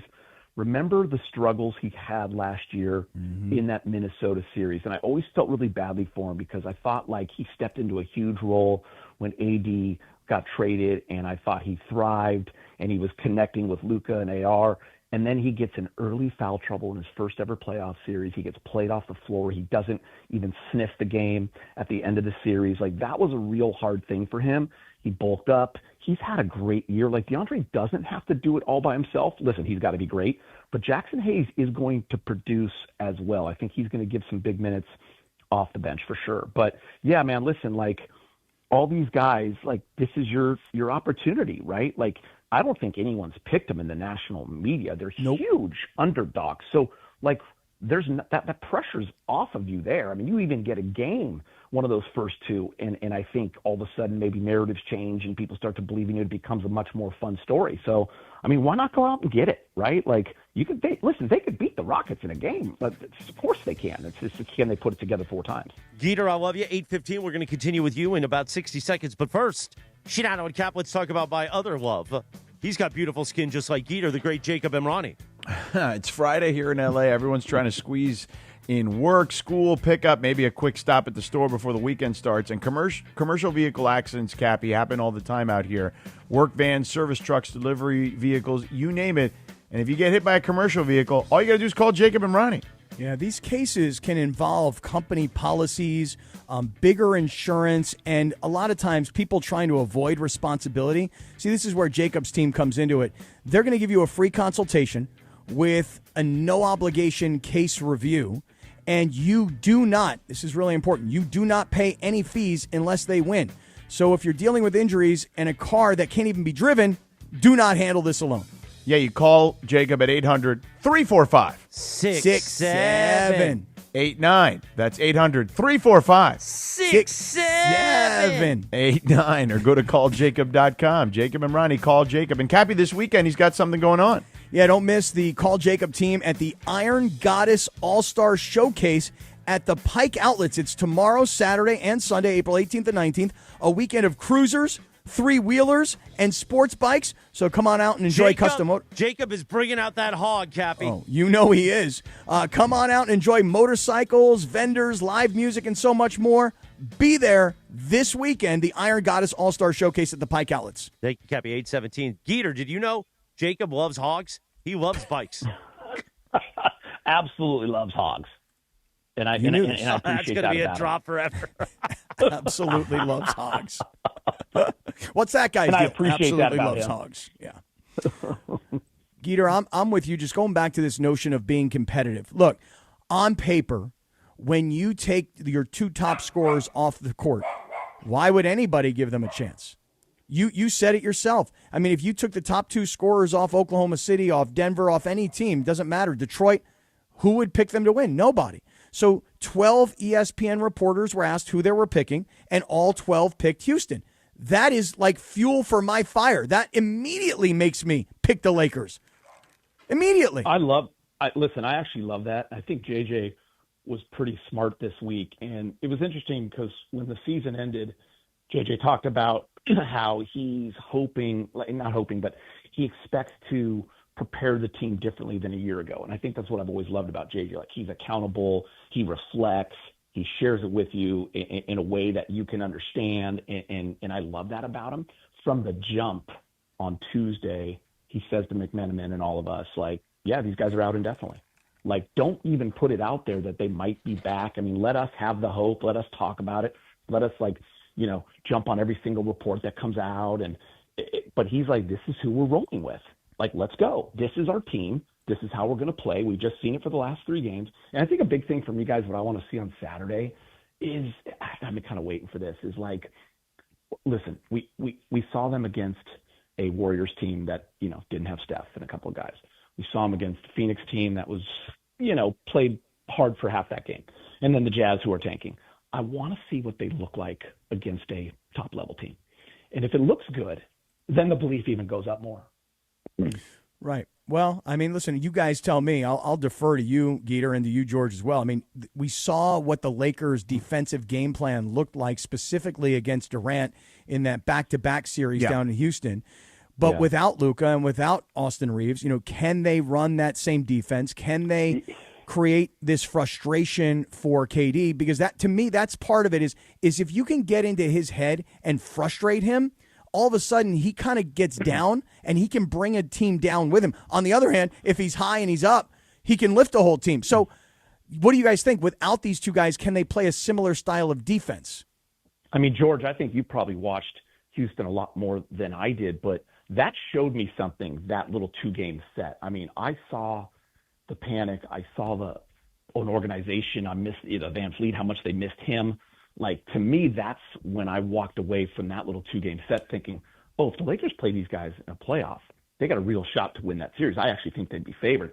So now you take away Luka and AR, but I still think defensively, George, like, they're going to be good on that side of the ball. And I think it's going to be more of an all-hands-on-deck type series. Like, Vando's going to have to play at the top, and they're going to trap and do all those things. Like, the scheme is going to be right. I just keep going back to, will they have enough firepower on offense? Yeah, I think defensively they're actually a better version of themselves in this scenario. But I'm with you. I just still think that offensively they're going to be challenged. And unless DeAndre Ayton performs in a way that I don't expect him to perform consistently, I think that they are going to have a tough time scoring at times. It's not like Sengun is some sort of defensive maven, but it's all the other guys that come around and swarm around you that, allow them to be so good defensively, as JJ told you. They got 8 different guys that can just really be pests on the defensive side of the ball. So, yeah, look, I think game 1 is key. I'm with you. I think the schedule is beneficial, particularly for LeBron, at least through the first 3 games. Then after that, things get a little more challenging, perhaps, because you only have 1 day off between game 3 and 4. So if the Lakers somehow can win 1, man, if they can win 2, then they are in amazing shape. And then you really have to shift what the conversation is like in this series. But just get 1, man. Like, Windhorst was on with us the other day, and he had the right approach to this. Extend. Find a way to extend. And just keep extending as long as you can and hope that reinforcements show up. Yeah, if you can extend, then, the hope just continues to grow. You guys continue to play that music. Everyone's excited. There's more talk about Luka coming back. I agree with Wendy and all of you guys on that point. I mean, for me, I think what I keep going back to as well, and I think this goes with, like, the Laker fan in me and how do we win this series, is the Rockets, they are an inconsistent team in terms of their approach and their mindset, and it's almost like that friendship that's like, a front runner. When it's going well, it's good, but as soon as bad things hit, you find out who your real friends are.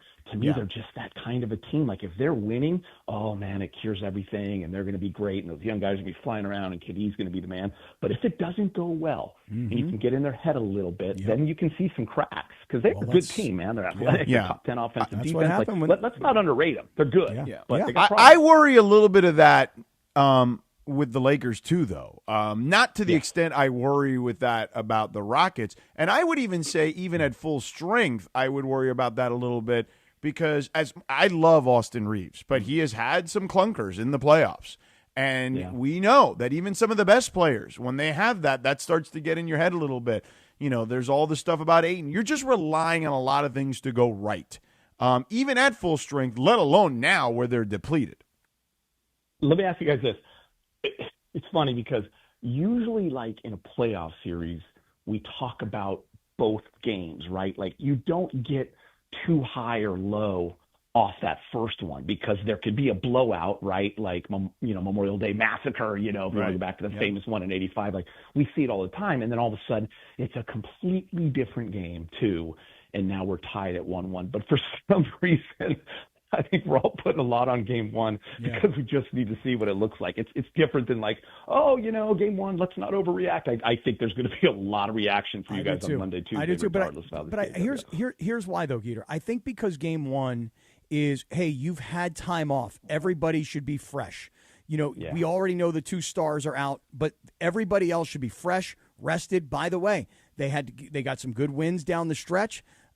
They've been able to practice during the week. They've been able to game plan, study film, et cetera, et cetera. But most importantly, everybody should be fresh and healthy and ready to go. And you're home, and you should be inspired by the crowd and energized by the crowd. So game one, to me, is critically important. In fact, I would go so far as to say you got to win game one if you're going to have a chance in the series. Well, what's interesting, Cappy, Go ahead. is I think last year we were so shocked, right? If you can think back to last year's series, I know where I was because it was Easter weekend. I was actually off game one, so I had a huge crew, and we were like all excited to watch. And I couldn't believe how the Lakers kind of came out flat.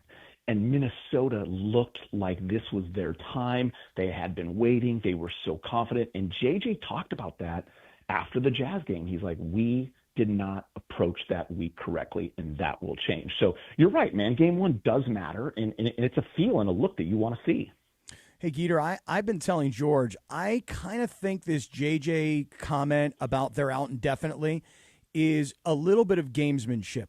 In other words, Houston is preparing for the Lakers without Luka and Austin, but are they preparing the entire series like, it doesn't even matter, those guys are out? I think by saying they're out indefinitely and there's no other update is a way of kind of trying to send the dogs in a different direction.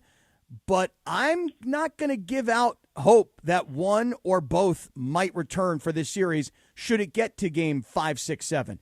Are you kind of feeling hopeful at all? I am actually with you on that one, even though I don't know if it's true, but I want to believe that, and that's how I've kind of attacked this week as well, and I think that's what JJ has to do. I don't think you can come out this week and be like, listen, if we can get a game or two, we got those guys coming back, and then they don't, right? Because really they have to see how they're feeling in a week from now and how they're progressing, and when they see Luka tomorrow or today, whenever that is. So for me, I think, Cappy, we have to feel that way, right? And JJ's absolutely putting that out there. And I hope you're right. I hope it's a little gamesmanship, and I hope that those guys deep down internally feel like, hey, if this can get to a game 5, Luka's back. Come on, Geeter. They haven't ruled it out yet. What we need is hope. We need hope. We need a miracle. As Mike and the Mechanics once said, we need a miracle. All I need. We need Geeter in those dolphin blue shorts. All I need is a miracle. Get me that Dodge on me. Geeter smelling like suntan lotion. All lubed up, ready to go. What SPF you going with, Geet? Wear your sunscreen, guys. All right, I'm always, I love to wear as much as I can on the face. What SPF are you using? That's another drop right there. Get it all over my face. Hold on, you got to say it one more time clean because I stepped on you. Yeah, everybody, go ahead. Stop. 3-2. 3-2. Listen, I'm a 30 guy, I think, on the body, and I'll go a little more if I have to. Depends how bronzed I am. We're going midsummer, I'll go a little less. But your tip to everybody is to get it on the face. Yeah. Always got to get it on the face first. There we go, nice and clean. Geeter, we love you. As always, enjoy Saturday.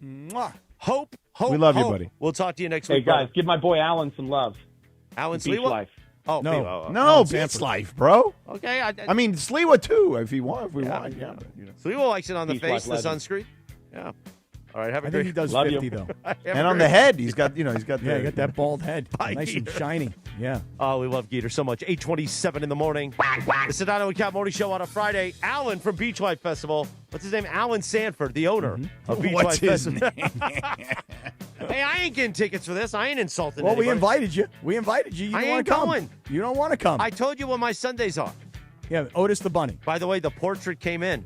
Oh, yeah? Oh, it's going to be beautiful. Can't wait to see it. Meanwhile, you know what else is beautiful? My friends at George Chevrolet, the great John Good, Kevin Rivas over there, as I call John Good, the general sales manager. Bellflower's Party Pal. When you want to go in there, when you need a new Chevrolet, when you need a new ride, go to George Chevrolet, the 91 Freeway, Lakewood exit, City of Bellflower. Go in there, see John Good, Kevin Rivas, George Chevrolet, 7-time dealer of the year. You know what that means? Bam! Bam!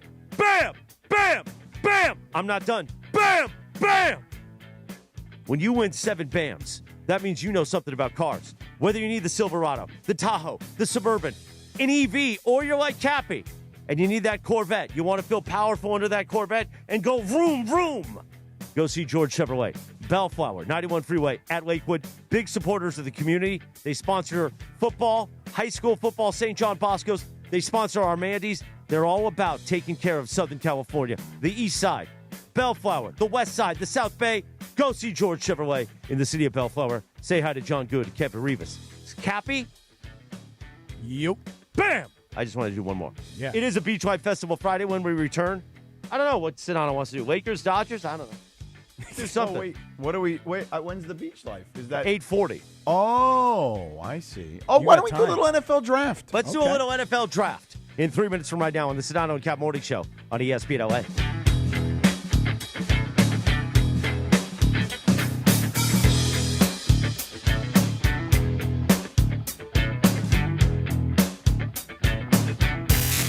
Sedano and Kap Morning Show. We'd like to thank our founding partner, Cadillac of Beverly Hills. Cadillac of Beverly Hills. Experience luxury at the top of its game. Visit CadillacBeverlyHills.com. This is the Sedano and Kap Morning Show. The LPGA Tour returns to Los Angeles for the JM Eagle LA Championship, presented by Plas Pro, April 16th through the 19th at El Caballero Country Club. Come watch 144 of the world's best female golfers, including LPGA Major Champion Hannah Green and 2025 Champion Ingrid Lindblad. First responders, military, and kids under 17 get in free. It's more than just a golf tournament. Get your tickets today at jmeaglelachampionship.com. This is the Doctor in the Dugout with Dr. Alan Byer, presented by Hoag Orthopedic Institute. I'm often asked about people who suffer their first back injury, think they've pulled a muscle in their back, and they don't stretch enough as far as their back is concerned. So when do you seek care from a doctor when you've sustained a back injury? At Hoag Orthopedic Institute, we like to tell people that the most important thing is to watch and see if that back pain is radiating down your leg, causing any numbness, causing any weakness, or any bowel or bladder dysfunction. These are surgical problems usually and require a more urgent visit to the emergency room rather than waiting to see the doctor. If none of these signs are present, it's safe to wait it out, rest for a few days, and seek medical care from your doctor within a week or so. Hope that helps. Keep stretching your back. If that doesn't get better in a week or 10 days, that's when it's time to seek the orthopedic specialist. Hope this keeps you on the field, and keep listening. We'll be back soon. Keep listening for more on the road to recovery right here on 710 ESPN. Hey LA, it's Bethel Duran. Head to Northridge Toyota and Wondrey Toyota today and drive off in a brand new, beautiful 2026 Toyota Tacoma SR5 for just $209 a month on a 36-month lease. $209 for a Tacoma? You already know it's got to be Northridge and Wondrey Toyota. Any trade you own outright is your down payment. It's a limited time offer. Nobody's going to take care of you like my guys at Wondrey's and Northridge Toyota. 2026 Toyota Tacoma SR5 iForce 2.4-cylinder turbo 5-foot bed, double cab 4x2 RWD model. MSRP $40,628. Base 10,000 miles per year and excludes tax, title, license, and dollar fees. Adam Schefter here. Did you know the average employer sorts through about 250 resumes for one job opening? Well, if you're hiring, here's good news. You can now review resumes and applications faster thanks to ZipRecruiter. With ZipRecruiter's new feature, qualified candidates who are very interested in your job show up at the top of your list. No wonder ZipRecruiter is the #1 rated hiring site based on G2. Try it for free at ZipRecruiter.com/sports. That's ZipRecruiter.com/sports. Evan Cohen here. Game day brings the excitement. Your stay should feel just as memorable. With Marriott Bonvoy, official hotel partner of the NCAA and U.S. Soccer, you're connected to a portfolio of brands designed for how you travel. Some offer complimentary breakfast, others give you room to spread out, space to stay productive, or extended stay comforts. So whether you're a traveling fan or part of the team, Marriott Bonvoy celebrates the moments that live on before and after the game. Marriott Bonvoy, where game day checks in. The Sedano and Kap Morning Show, presented by Call Jacob and Jacob Emrani. The new phone number, 800-345-6789. My guy, your guy, Cappy's guy, the great Jacob Emrani. 800-345-6789. With a new phone number, 800-345-6789. Cappy, 8:33 on a Friday. A Beach Life Festival Friday, Jack. On this day in 2001, the number one hit, Ashanti, Foolish. Did you say Ashanti, Foolish? I did, Jack. Okay, just wanted to make sure. Also, shout out to our friend, not JT the Brick Bergman. You still said it. But the legendary Vic the Brick, a Southland legend. Today is Haiku Poetry Day. Feeling you, Vic the Brick from Whittier. Feeling you. We love you, Vic. We miss you. Miss you big time. He's retired, but anytime he wants to come in here or call in with a haiku, this radio station is yours, sucker. Wow. Meanwhile, before we get to the NFL draft, Sedano, let's talk about our friends at First Five, please. Yeah, absolutely, Chris. I mean, listen, the reality is this, okay? I've been very fortunate in my time where my children are proud graduates, let's call it, of First Five California. And as a parent, I want my kids to grow up happy and healthy. And I've been so thankful to the program at First Five California because my kids are that, in fact. But when kids experience hard things like divorce or neglect or substance abuse in the home, and they don't get the support they need, they can develop toxic stress response. I've seen it with other families. And you know, I've recommended in the past that they get on First Five California and they go through the program and they see how they can help their children, because over time, that toxic stress can lead to serious health issues like anxiety or high blood pressure. But being there for your child helps protect against toxic stress before it even starts. So learn how supporting your child's feelings can give them a stronger start at first5california.com. Thank you, Sedano. 8:35. We are 1 week or 6 days from the first night of the 2026 NFL Draft. Cappy, it's going to be in your hometown. Yeah, we're going to be going back to Pittsburgh. I wish I was going. I really do. Really excited to see how the draft has moved around the country, and it's no longer just in New York. Because, George, back in the old days, I'm sure you'll remember, when we used to go to Madison Square Garden in New York City every year, and that's where the draft was. And so to now see the draft move around to smaller towns around the country and give NFL fans the opportunity to kind of feel like they're a part of it. Pittsburgh, PA is... Yeah, I mean, listen, all that's cool. I don't care about that. I got to be honest with you. You don't care I, about it, huh? I don't No. care who gets the draft. Yins don't care about the Steelers? Yes, I do. I know you do because of the Steelers and Right. Pittsburgh and all that. Right. And Panthers. Yeah, I get all that. Yeah. Here's what people want to know. What's going to happen in this draft? So without a number of marquee quarterbacks, right? Like we know Mendoza's going one of the Raiders. That's it. Everybody knows that's the deal. Adam Schefter even said signed, sealed, and delivered. It's going to be the case, okay? The draft starts at 2. But a lot of questions surrounding what's going to make this draft interesting if there aren't any marquee quarterbacks necessarily in this draft beyond Mendoza.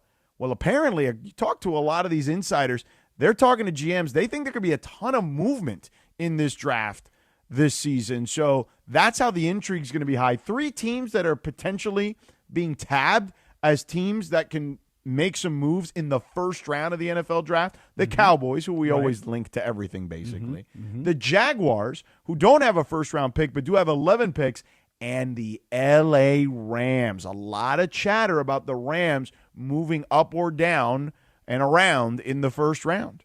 I would love to see the Rams, to be honest with you. I'd love to see them say, hey, there's a player we love and we'll make a move and we'll go up and get him. Or Well, why not move down? Like, moving down is good. They did that last year. Right. They ended up with an extra first. Well, that's the flip side. The flip side is, hey, you know what? There is no player we love up there. And here we are. We're kind of caught in the middle. We're caught at the 13. You know what? We don't love anybody at 13, but here's what we'd love to do. We'll go backwards because we still think there's a lot of players behind that would work for us. And here's the thing about the Rams, George. They're not in a position where one draft choice player is likely to be the put them over the edge kind of a player.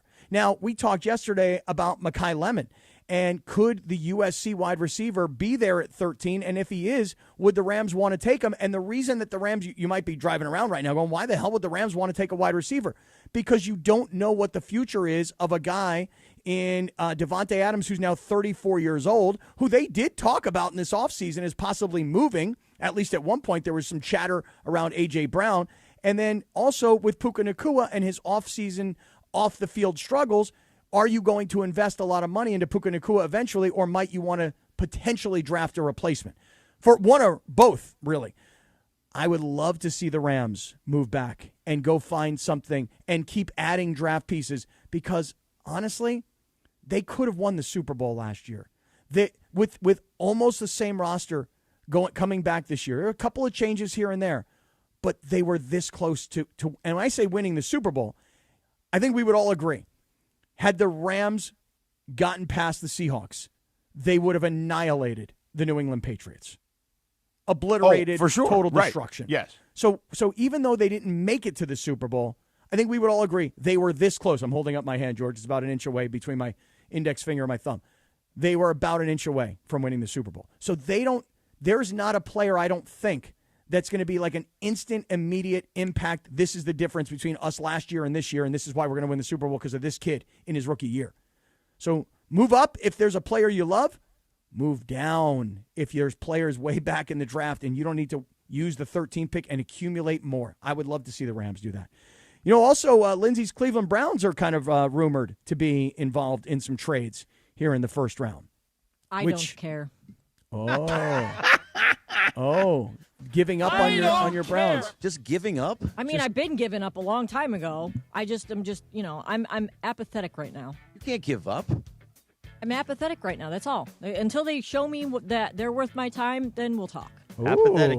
Why can't you be like us Raider fans and know that we're going 17-0 every single year and then go 3-14? We've had it much worse than you for much longer than you. That's all. Wow. I mean, a Browns fan and a Raider fan trying to decide who's had it worse. I mean, that's not even a question. Not even a question. Well, I guess. Yeah, no, I would agree. Lindsay's definitely got that one beat. No offense. Cappy, get that wellness kit. I want to talk about them here in a moment. But first, I actually want to do some behind-the-scenes business on the air because that's how we do it. Okay. What day? Geeter's going to come in to have lunch with Bergie and myself next week. Okay. We're texting with him right now. But we would like for him to come in studio on a day when you're both here so he can smack it around like we like to do. So what day do we think that'll work next week? Talk to me in June when the playoffs So you won't be here at all next week in person? I mean, I don't know, Chris. I don't know. I don't know why you're getting upset. I'm just trying to ask a question. So guy's upset because he gets upset, man. I'm not getting upset, but we made the joke yesterday. I don't know if you were following on the social on the group chat where Cappy asked about a guest in studio, and I said, yeah, let me know. We can reschedule in June. Yeah, but that guest is a hack. Oh, come on, man. I don't remember who the guest was. Oh, okay. You just call Then don't worry about it. Don't call this guy a hack. No, he's not a hack. He's not a hack? No, he's not. not. I don't remember who it was. No, not a hack. All right, so what days are you here, Cappy? I'll be whenever. I thought we could get George in. A lot of help, guys. Anyway, let's talk about the wellness company. I would suggest Wednesday, Thursday, by the way. That would be a suggestion by me. Because George is out on Thursday. Hey, the wellness company has the medical emergency kit. And just last night, I was with Rachel, and we were talking about her son who got the flu at the University of Arizona. And by the way, it's Hell Week, and it's fraternities, and it's just like a whole headache, right? And the thing is that when you've got the medical emergency kit, you have all of this medication right here available to you immediately. So when you get sick, you open the medical emergency kit and you've got all these medications and you take the medication based on what your symptoms are and you start getting better right away. And you say, well, how do I do that? Well, there's a guidebook. And the guidebook here tells you, hey, these are your symptoms. This is the medication that we've sent to you. And if you say, well, I don't really feel confident in that, I'm not so sure. Well, guess what? There are doctors standing by, telemedicine doctors. They're ready for you, and you can call them anytime. So every home needs a medical emergency kit. Anybody who's got kids in college, they need a medical emergency kit. And here's what we're going to do for you right now. We'll save you $45. Use our promo code 710. Go to urgentcarekit.com/710.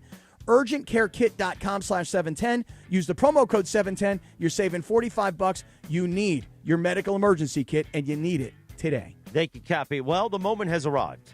For those of you hearing me read 17 billboards every Friday for Beach Life Festival, and you're wondering, what the heck is this? In 2.5 minutes, the owner of Beach Life Festival is going to join us. Cappy's going to geek out and explain to us why we all need to be at Beach Life Festival in just a few weeks. That's next on the Sedano and Kap Morning Show on a Beach Life Festival Friday, right here on ESPN LA.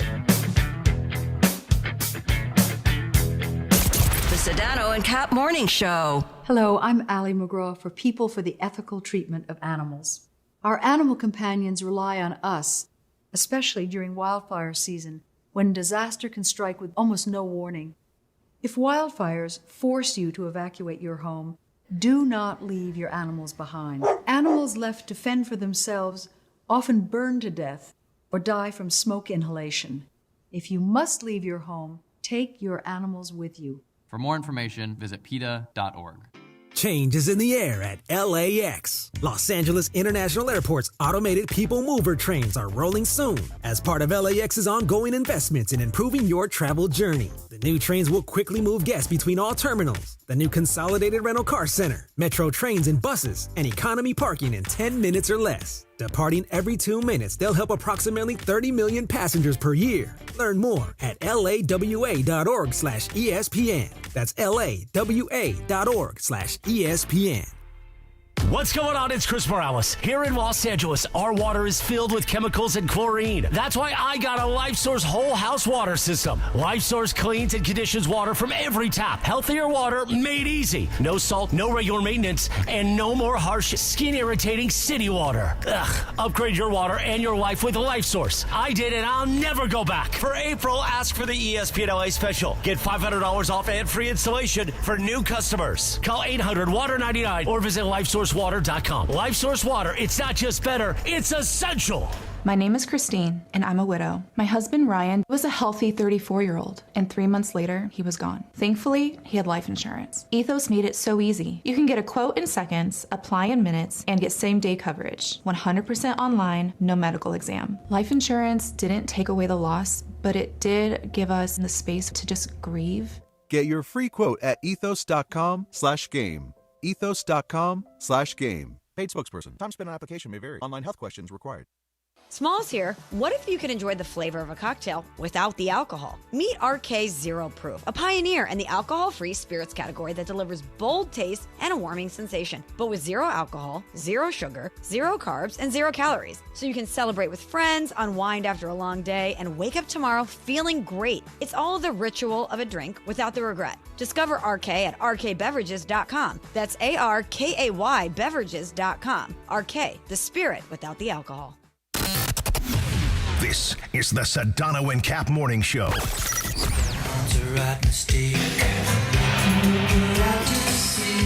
Cappy, yo, 846 on a Beach Life Festival Friday here on ESPN LA. We've been talking about it for a few weeks. I know Cappy is so into this event that he booked his hotel rooms a year ago. That's right. When you book your hotel rooms a year out, you know you're into something. The Beach Life Festival happening just in a few weekends here in Southern California. Cappy, take it from there. The owner of Beach Life Festival joins us now.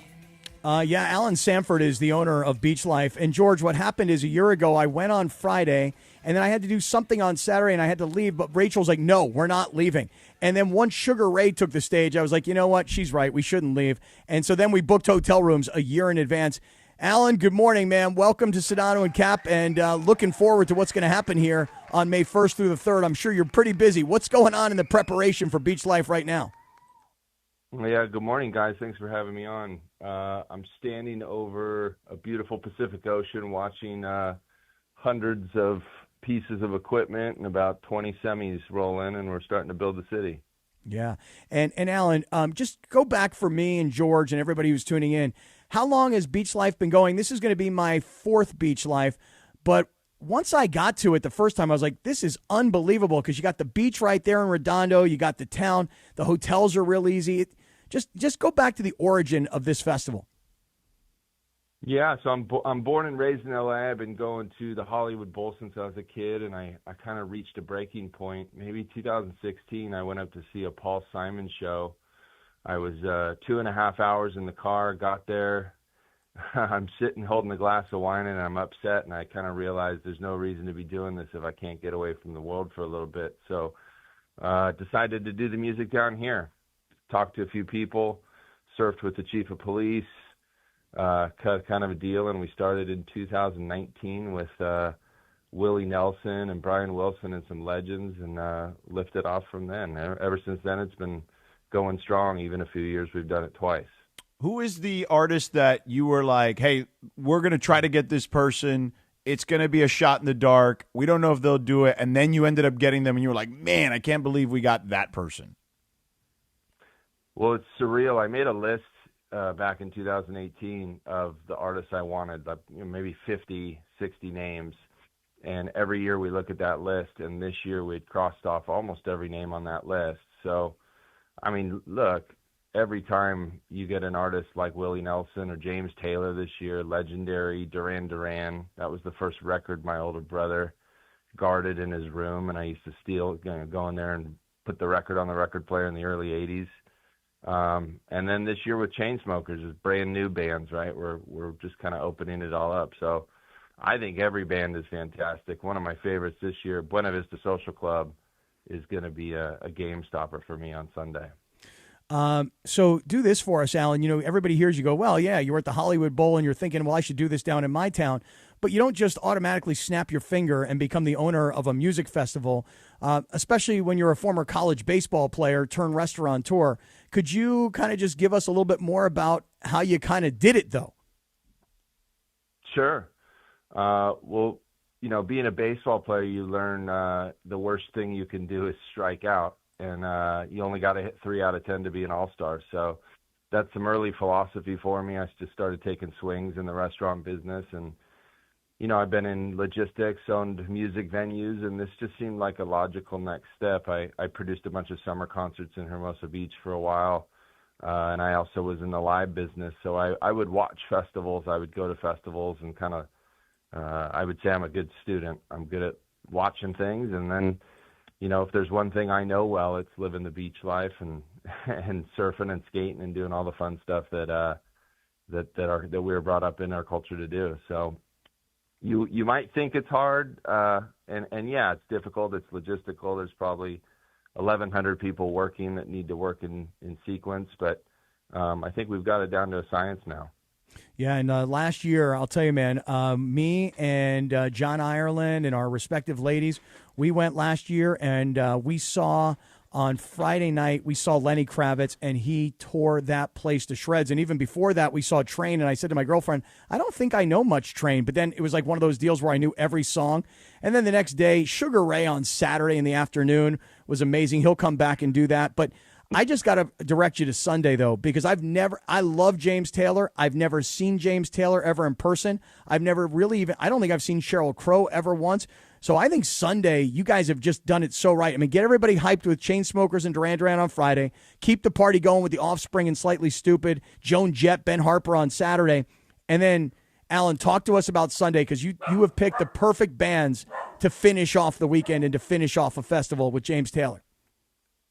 Yeah, it sounds like you're in the promotion business because you nailed it perfectly. I guess we are. I like to say that we're not in the festival business, we're in the nostalgia business.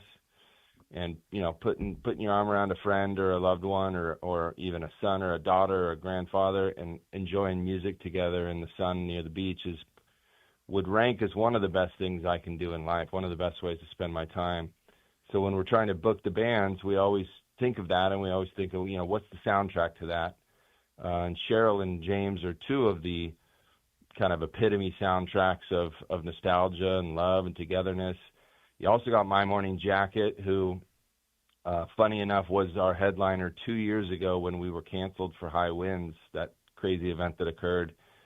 They're back, and then Poolside and Buena Vista and Peach Pit are also some newer bands for the kids, some newer kind of discovery bands. It just should be a perfect day, perfect Sunday. No better way to finish off your weekend. Hey, Alan, just one last thing from me. Do you have to buy a 3-day pass? I know the VIP stuff is like probably almost all gone. And I also know that Sundays are usually the days where people are like home, they're chilling out, whatever. But with James Taylor there on Sunday night, I think you're going to have a massive crowd. Can you buy a 1-day pass if you just wanted to come for Sunday as an example? Yeah, a lot of festivals kind of force you into 3 days or multiple days, and I'm a middle-aged dude with 2 kids, so I totally understand when people want to come for 1 day. Yes, absolutely, 1-day passes. I'd probably say they're a third of the price of a typical date at the Hollywood Bowl, and you get to go to the beach in the same day. So definitely available. I don't know where our VIP tickets are, but I know they're selling pretty well, and we welcome everybody that wants to come out to a day at the beach. All right. Alan, appreciate you, man. Big time. Really appreciate the fact that you're working with us here at ESPN LA. And I know last year when I was down there, I met a lot of our listeners who were Beach Life fans, and we'll look forward to seeing you here in the next couple of weeks. Thanks, Alan. Sounds good. See you guys soon. See ya. All right, there you go. Alan, part of that at South Bay, man. Him and Geeter are tight, George, and they do some really cool things down there besides just the Beach Life Festival with the clubs that they've got and the restaurants that they've got. So great job by Alan, man. Really good work, man. Great job by you getting your free tickets. Yeah, great job. Great job, Cappy. Well done. By the way, you keep telling me that because of all the hard work I'm doing for those live reads, that I should get tickets. Now, you should. Now, hold on. I'm not going to go. Okay. But I want my tickets. I want one set of tickets to go to Gregory Arthur Bergman, first of all. Yep. And I then want you to take Sam Boney at least one of the nights. Okay. And for Rachel to have to experience full-blown Sam Boney Kings talk all night long. Just let him know he can't talk anything but Kings. Okay. All right. So give her a whole earful of Kings talk. Okay. Yeah, that's what I want. I could do that. I'd love to spend time with Sam Boney. I love Sam Boney. Yeah. You know? Wish I was as lean and mean as he is. Wish I was able to get into those skinny jeans like he does. Those things are hot. Seriously, I'm jealous of those things. Are you really? Yeah. We approach 9 o'clock. On a Friday, a Beachwide Festival Friday. BeachwideFestival.com. Coming up, terrestrially, The Rich Eisen Show. We switch over to YouTube and the all-new ESPN app. But obviously, if you're there already, just stay there, sucker. We will have fun. I said sucker. It's you sucker. did. You used the ER. I know. It's Friday, man. It's been a long week. Yeah, it has. It's been a long week. Yes, sucker. sir. Just stay right there. Sam Bodie will join us. We'll do the Lindsay segment. We'll try not to sweat the small stuff, and we'll wrap up the week and get ready for Lakers basketball. Everybody, happy Friday. I'm going to let the music play for a little while and rest my pipes.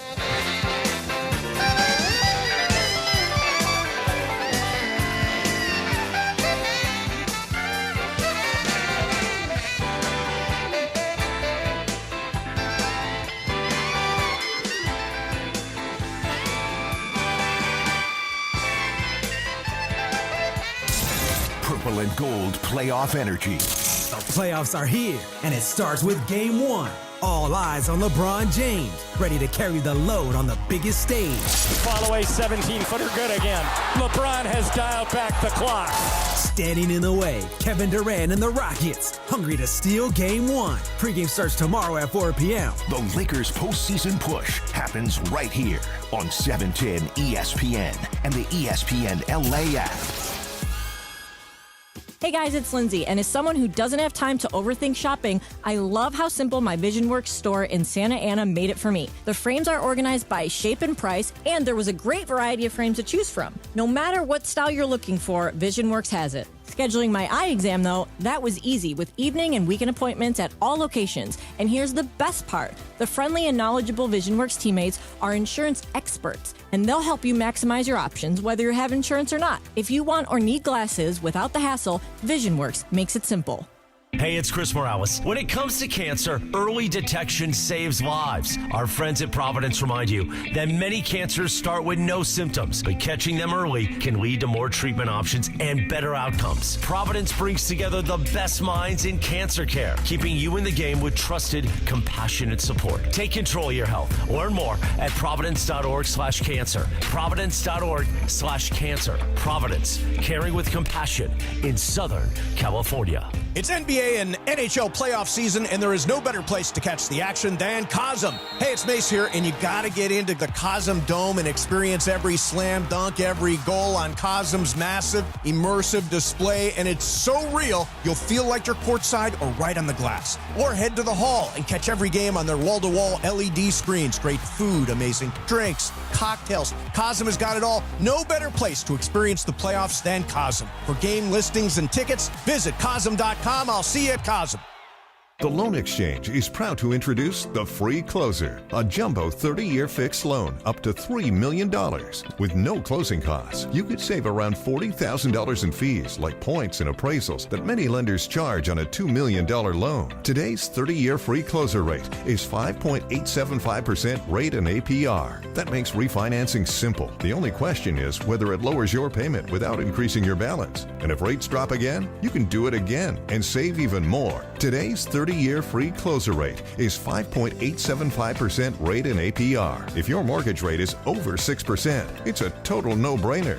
Why pay to close a loan when you can exchange it for free at theloanexchange.com. NMLS 1637539. Loan subject to credit approval. See website for licensing information, loan terms and conditions. Equal housing lender. That's theloanexchange.com. Theloanexchange.com to exchange higher payments for lower ones.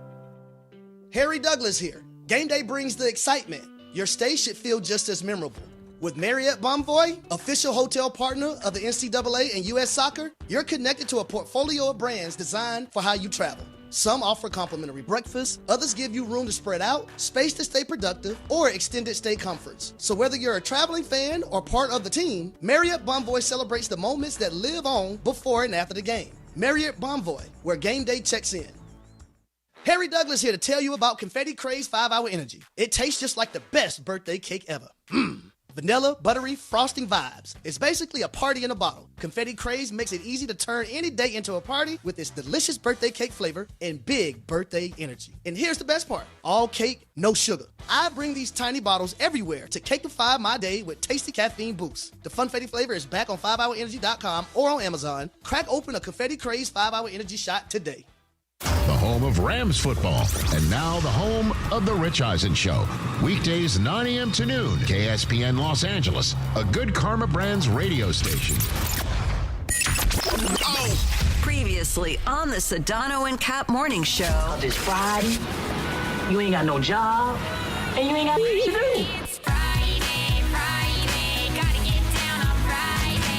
Yeah, and as somebody who was younger and who was looking out for Big Bro at the time. But he was young. He wouldn't know not to get married. Yeah, what the hell would I have known at 21 years old? He was dropping Miami Heat everywhere. But that's my point. Don't you see that if he would have said to me, hey, listen, I'm dropping Miami Heat. You should be dropping Miami Heat. Let's go drop Miami Heat together. You know, let's go be Crockett and Tubbs. You know what I mean? Yeah.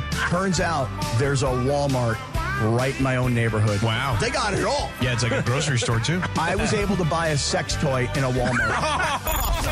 The Sedano and Kap morning show is on the air. The biggest show in ESPN LA history. A little sabor. Yeah, I don't think people like being called hash. You're the güero on the radio. No. Giant Mexican, horn section. And Did you have me on your show to berate me? Is that what you're doing now? Give me a freaking break. Do you want to know how many times I've talked to Rich Paul about LeBron ever? Oh, my God. I don't know. I don't know if that was planned, but that was incredible. Way to dive it out. I was waiting for an entrance, That was incredible. I would say once, and it wasn't even, I jumped into a conversation and someone was asking him about LeBron. Like, it wasn't even me. Boy, this is ponderous, man. Ponderous. Scott Kaplan, eat a fat one, bro. The Sedano and Kap morning show on 710 ESPN. The all-new ESPN LA app and on YouTube. at ESPN Los Angeles. When I'm on vacation, you can talk all the schwanz you want. Right. Midnight in the desert. I'm Mark Bell. We're bigger than U.S. Steel. Wow, that's crazy. Bit boy. Well, you want to woo-woo? Right now. Monstrous. Beto, I don't want to eat that. We did it, Dad. We did it. You were riding high on the stinger last time. Oh, big time. Right, that's right. Of course we were. This is Pepe Mantilla, your Spanish voice of the Los Angeles Lakers. This is the Sedano and Kap morning show on ESPN LA. Good morning, Scott. I am a huge, and I mean huge, yacht rock enthusiast. He hit that one all the way to Palo Alto. I tell you, your Palo Alto bit might be one of my favorites of all time. Yeah, you like that? The Bourbon Palo Alto, that was good. 9:02, approaching 9:03. Good morning. The Sedano and Kap morning show on Friday, April 17th. Good morning. Our final hour of the week. Mm-hmm. Go ahead, Cappy. It's Friday. We need it. Oh, I thought you were going to do the what boat. Nah, I'm doing It's Friday. It's Friday! I remember when this week began, I said we had, 14 hours or whatever it was until Lakers-Rockets. Well, now we got one more hour to talk about it, and tomorrow night it will happen here at Crypto.com Arena. The playoffs are underway. And by the way, come on out. If you're coming to the game, come by and say hi to Beto Duran. He'll be broadcasting live the pregame show. The Toyota Lakers countdown to tip-off live from the plaza right outside here. Samboni will be, when I say here, I mean LA Live. Samboni will be there. I'll be there. Now, we're not on the air. We're just set. We are literally banner teammates. Mm-hmm. Samboni and I and Stephanie are setting up the broadcast location ourselves. Oh, wow. Because all our staff apparently is unavailable. What? I don't know. So we'll be there. Beto will be there. Come on out, press the flesh. And if you're in the car on the way to the game, or you're just driving around going to Saturday night dinner, you know where you can do it. Listen here to 7:10 a.m. or in crystal clear digital audio on the all-new ESPN LA app. Beto starts at 4 p.m. with pregame, game at 5:30. Brought to you by Michelob Ultra, a superior taste worth playing for, the official beer sponsor of the Los Angeles Lakers. Please enjoy responsibly. Speaking of Samboni, he'll join us in a few moments. And a lot to talk about as the LA Kings get ready for the playoffs, sucker. Mm-hmm. And Beto just hit me up. He needs 4 Beach Life passes. Yeah, you could get all the Beach Life passes for Beto you want. Make sure Bergman's taken care of. Listen, Bergie's already good. If you don't take care of Bergie, you will not get a new contract. That's okay. Bergie's good. Bergie's all good. I want whatever Berkey gets, VIP. Mm-hmm. I want you to put a lay on him. Mm-hmm. I want you to do whatever you do at Beach Life Festival. He gets it all. He gets to put suntan lotion on Geeter, whatever he wants. Is that right? I don't think he's going to be there, is he? How about Simon LeBon? How about the lead singer of Duran Duran? How about if we get Bergie to put on suntan lotion for Simon LeBon? Do you like that idea? I will leave that to you, Cappy. You can, or you can save it till the morning after.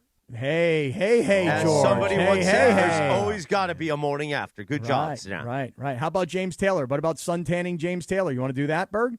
No, I'm going to leave the suntanning How old to you. is James Taylor these days? I don't know how old he is, but my man is still out there doing it. I mean, you got all these old guys like Bruce Springsteen, 70, what is he, 78. Chris, 78 years old? No, James Taylor's 78. No, Bruce Springsteen's not 78, right? What is he, 76? Yeah, he's 76, 78. Springsteen's right there, you know? No anti-Springsteen talk, you. No, it's not anti. It's actually. I like Springsteen. It's an amazing thing. I mean, to think, my father was telling me this story yesterday. My father's 77 years old. My father, George, in his retirement, he does 2 things in his retirement. Right, he collects urine. He's a urine collector for Major League Baseball teams. Yes, he drug tests the baseball players, all right, because he's down in Florida. By the way, I have a urine collection question, but finish your point. All right, so my dad goes into baseball locker rooms, and he is the drug tester. He's also a state inspector for boxing matches in Florida. Okay, right. So he's been involved in the sports world in this way. He's a licensed state inspector for boxing. Right, yes. right. He's a chief inspector. Right, so that means he's backstage before the fights, and he's checking their hands and their wrap, and he's watching them wrap them up, and he does the drug testing there as well. So my dad tells me this story that he goes into the Cincinnati Reds clubhouse just the other day. And one of the young players on the team says to him, because he's there a lot, he said, "Hey, Charlie, how old a guy are you?"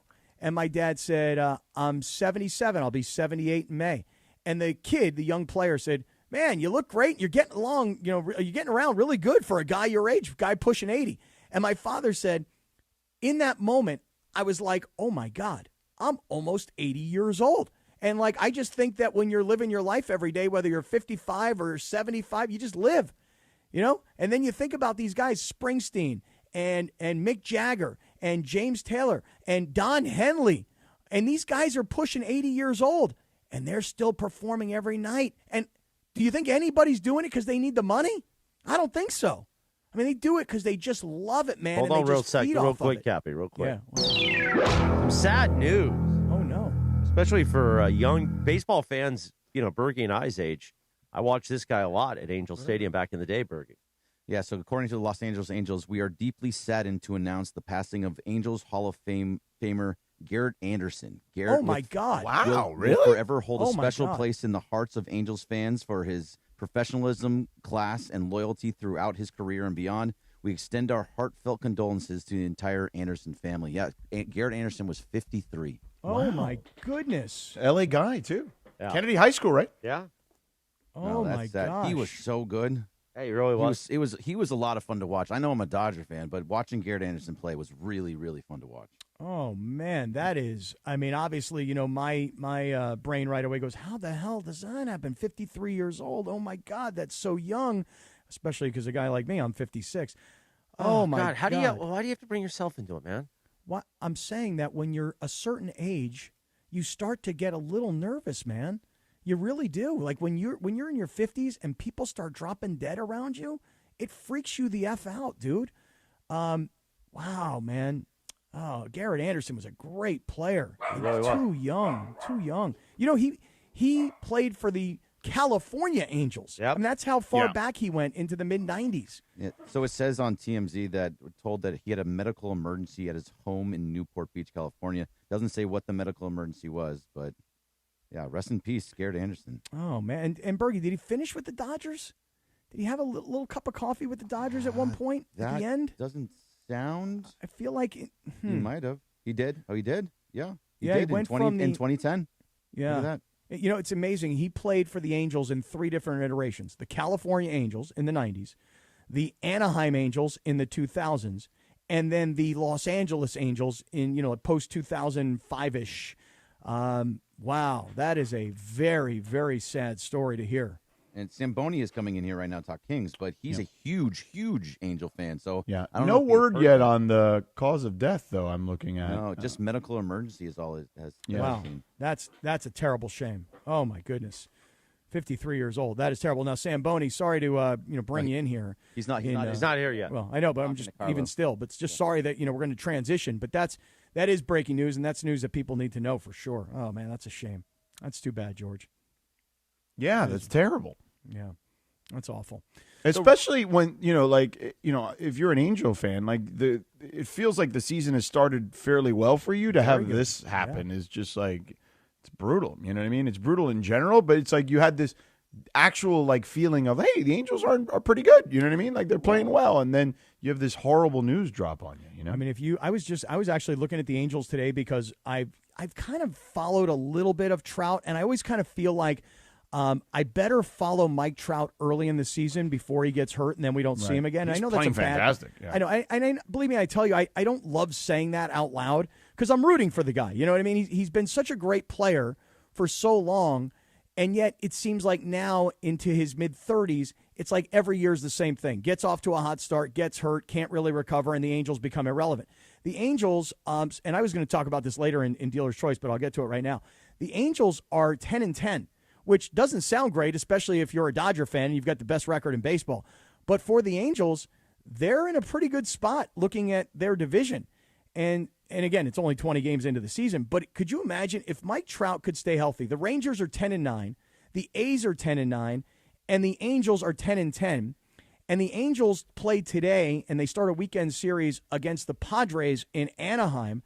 And as for the Angels, again, I was going to talk about all this later, but Jose Soriano is pitching tonight. So if he might be he would be, well, I mean, we've only played, 10% of the season, but through 10% of the season, he's the Cy Young, basically. Dude, he's 4-0. He's got an ERA of under .50. I mean, to say he's got an ERA of under 1 is impressive.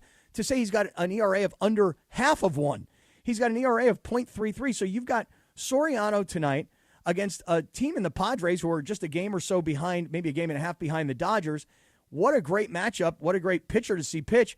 And to see Trout, as you mentioned it earlier, George, during one of our prize picks spots. 7 home runs already. Yeah, and 5 in 4 games in Yankee Stadium where he's the only Angels, one of 2 players to do it. The other one is Aaron Judge, by the way.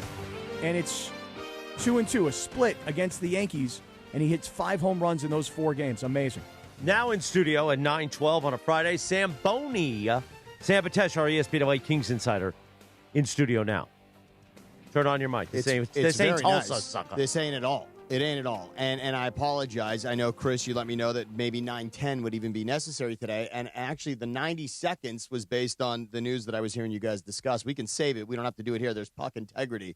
But Garrett Anderson legitimately has tears in my eyes right now. Yeah, no, I understand. I'm floored right now on that. I mean, for me and my dad, what Garrett Anderson has met, I mean, my dad's an Angels fan. He's from Philadelphia. That was the team we adopted, was the Angels when he got here 45 years ago.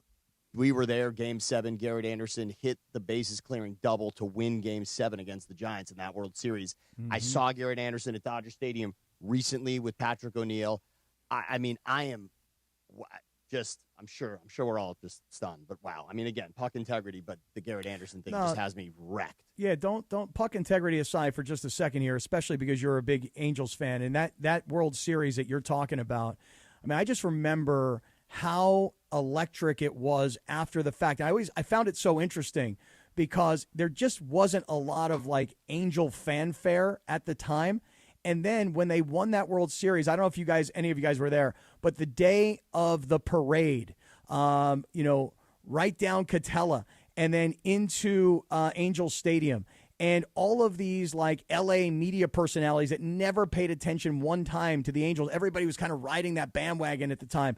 And then I was riding it too because I was hosting part of the parade inside Disneyland as they were bringing the players around. Hey, here's Garrett Anderson. Hey, here's Mike Scioscia. Hey, here's Tim Salmon. And it just, I mean, I just loved that team and remember that team. God, I'm with you, Sam Boney. I'm rambling, but it's shocking. It's devastating. 53 years old, Garrett Anderson this morning. That's just. I mean, again, all these things make us think about ourselves in that moment. 53, what used to seem old when you were much younger, and now we're all in that realm, right? And it's like, okay, 53 is absolutely just gone too soon. And as I said, because he came back on the broadcast recently also, right, there was this sort of recency to Garrett Anderson in our lives. And, of course, 2002 is fresh in my mind. And I remember the same thing you do, Cappy. All of a sudden, people had to sort of become Angels fans in L.A. to understand what was happening because they were in that World Series. And remember, it was against the peak of Barry Bonds as well. And Barry Bonds was he absolutely destroyed in that series as well. He was great. That series went every bit of 7 games. Russ Ortiz had the ball given to him by Dusty Baker because the Giants thought they had that one. They turned it around in Game 6 with the Spezio home run. And they end up pushing that to 7 games. And as I said, Garrett Anderson, there's so many heroes remembered there. I just mentioned one of them in Spezio, but Garrett Anderson won Game 7. He absolutely won that game with his hit, and he is just in lore forever. I mean, I have a girlfriend at the time. We used to, GA and salmon was like a part of our vocabulary back then. I just, wow. I mean, that's one that, look, it's these things hit us hard in the moment, but that one is just got me. I'm just tipped over today on the Garrett Anderson thing for sure. So it's a terrible shame. Terrible shame. It is, and I mean, for Halos and some of the jokes that we make about what they've been, and obviously it's been a while since they've been on top in that way, but that even makes it even more significant. That 0-2 team, what they are, forever cemented for that franchise. Whew. Yeah, wow. I know. And it's hard to believe, by the way. That thing was 25 years ago, right? I mean, gosh. Yeah, for me, I remember. Look, I was there with the rally sticks. I had red tights on. I was there with my brother for Game 1. I was there with my dad for Game 7. I was there for every game of that run. Adam Kennedy hit 3 home runs in the ALCS against the Twins. I was there for all of it, and it was that special. There were some names, Frankie Rodriguez, John Lackey, some guys that were made forever. Erstad, obviously, Troy Gloss. Yep. Whatever, I'll be interested to hear what Travis Rogers had to say about this today as well. I know he was close to a lot of that also, and that's a big one. That's a significant name in Los Angeles sports history that's gone. And I'll make the transition to the Kings. To your point, Captain. Actually, let me read this real quick. The Sedano and Kap Morning Show is made possible by the official personal injury attorney every day, Jacob Emrani. If you're injured in an accident, call Jacob 800-345-6789. That's 800-345-6789. 6789 or call jacob.com. Meanwhile, we are 1 week away from the NFL draft. As we've talked about, ESPN LA is live from the Rams block party at Hollywood Park in Inglewood, Thursday, April 23rd, Friday, April 24th, days 1 and 2 of the draft. Catch Mason and Ireland and DeMarco and Travis as they break down what moves the Rams will make and how this draft season shapes the NFL season. Plus, enjoy the fanfare with rides, games, and nonstop Rams vibes all weekend, benefiting the Rams Foundation. Join us for the draft party only with ESPN LA, your home of the Los Angeles Rams. We are also home of the Los Angeles Kings, Sam Boney. Yeah, this is exciting. Game 1 Sunday, and yeah, you mentioned, Cappy, people that were getting to know the Angels at that time. I remember sportscasters when the Kings made their first run in 2012. There were newscasts all over L.A. They were calling them Drew Doughty, Andre Kopitar. Back then, people didn't know those guys in that way, and obviously that changed forever in 2012 and, of course, 2014. And here we are. The Kings made the playoffs in the Kopi Tour, the final season for Andre. Game 1 Sunday at Colorado. Did you guys enjoy my text yesterday about all the possibilities last night?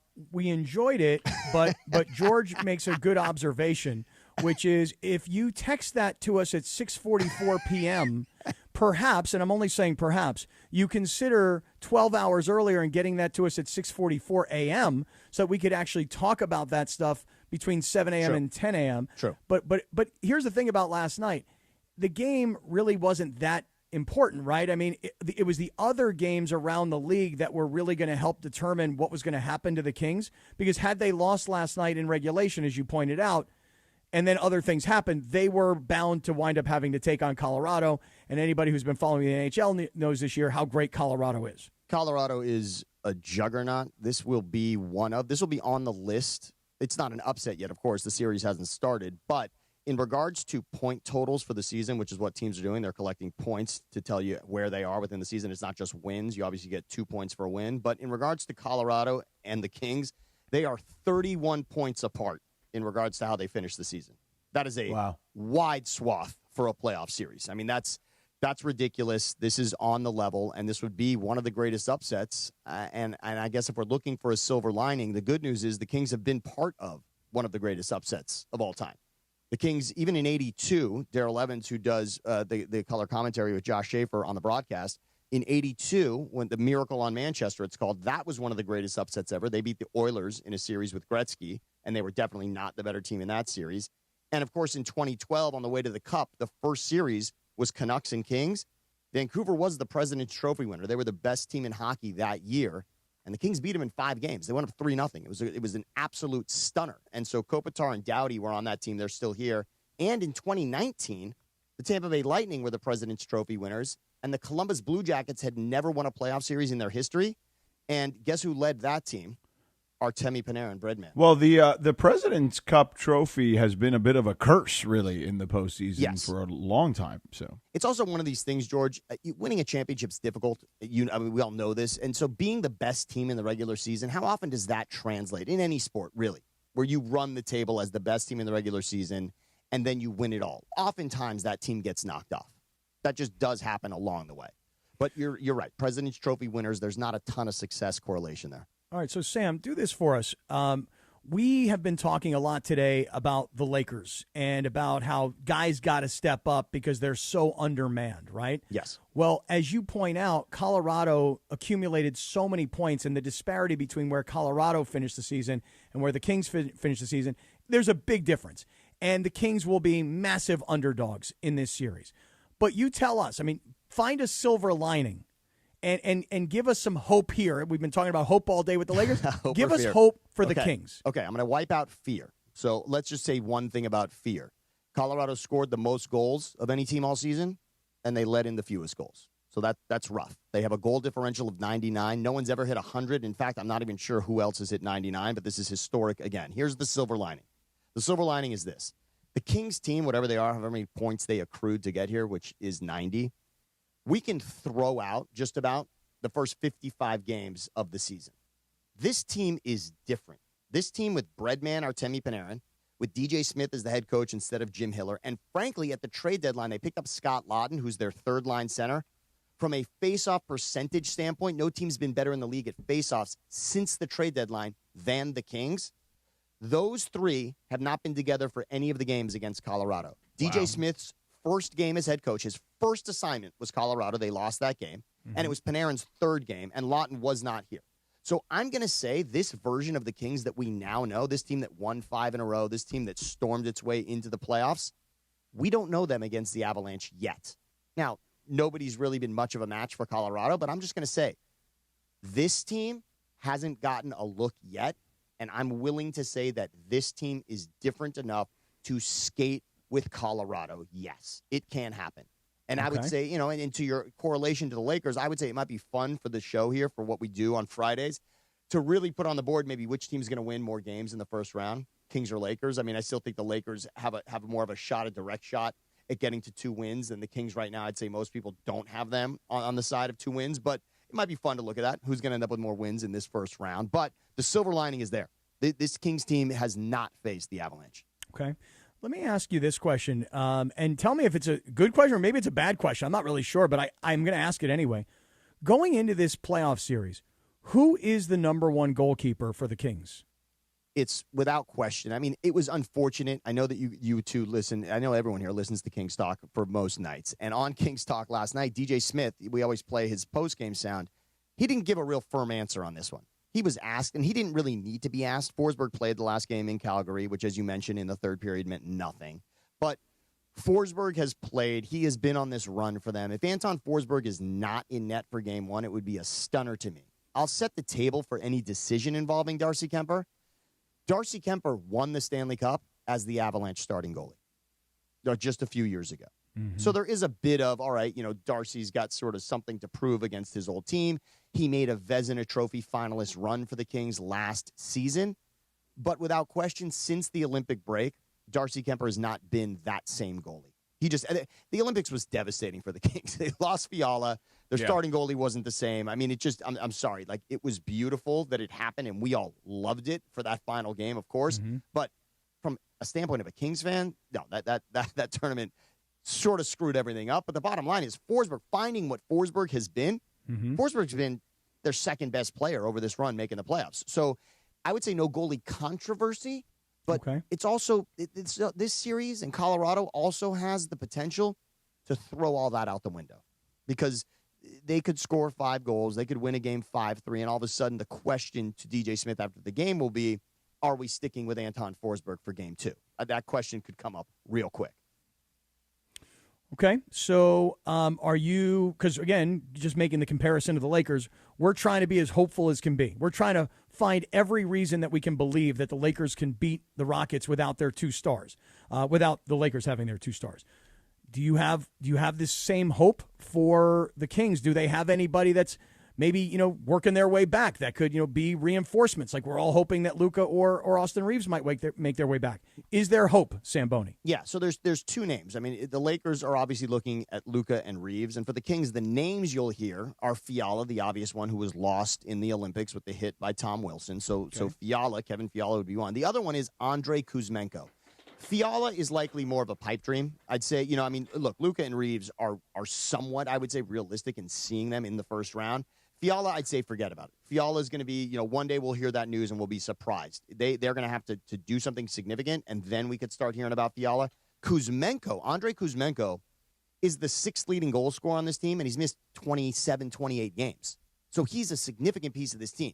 He started the season on the first line. He was a key to the scoring last season. He's a tremendous power play scorer, and I love this, he could have a nice Russian connection with Panarin, the bread man. Oh, well, there you go, Christopher. Right? Exactly. Chris should definitely play the music. Yeah, to have Kuzi and Breadman together. Sorry, I wasn't listening. What the did you 2 say? Russians. Play the Russian music. That's it. I mean, for the first time, you get a chance to actually play it correctly. Roki and I were talking about Cappy's meeting at 10 a.m.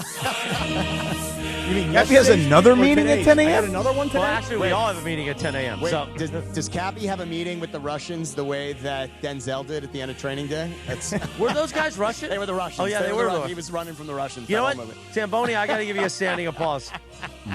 Hey, Samboni, what can you tell? I mean, I know how good he is, but like the audience, as you're looking at the opponent now, Nathan McKinnon is one of the best players in the entire sport. Oh, yeah. You know, how would you quantify his ability to change a game or a series? So you look at goal scoring, and largely, this is not the Gretzky era where guys are scoring 80 and 90 goals a season. You're not seeing that. But for McKinnon to lead the league with 53 goals, to be third in overall scoring, this is a former Hart Trophy winner as the MVP. He has led his team to a Stanley Cup. He's every bit of Connor McDavid. McDavid overall on a singular level over the course of his career has led the league in scoring more times. He is the better player, McDavid. But McDavid, again, as we know and have documented many times, has been to the Stanley Cup final twice, was in the gold medal game, right? McDavid right now has this tiny chip about the fact that he's been there and hasn't won it all. McKinnon's been to the top and held the Stanley Cup. McKinnon is capable of leading this team. McKinnon is the best player in the league this particular season and on the best team and has teammates around him. I mean, McKinnon is the third leading scorer in the league, and his teammate, Martin Neckash, is the eighth leading scorer in the league. That's terrifying to have two in the top both 10. 100 points. Yeah, I mean this is juggernaut level. I mean this is truly this is Kobe, Shaq, Lakers here that are coming up against the Kings.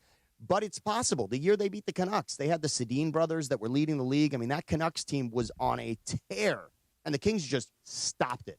And I would say largely, if you're looking for a guy, as much as you asked me about McKinnon and what he is, that's the truth.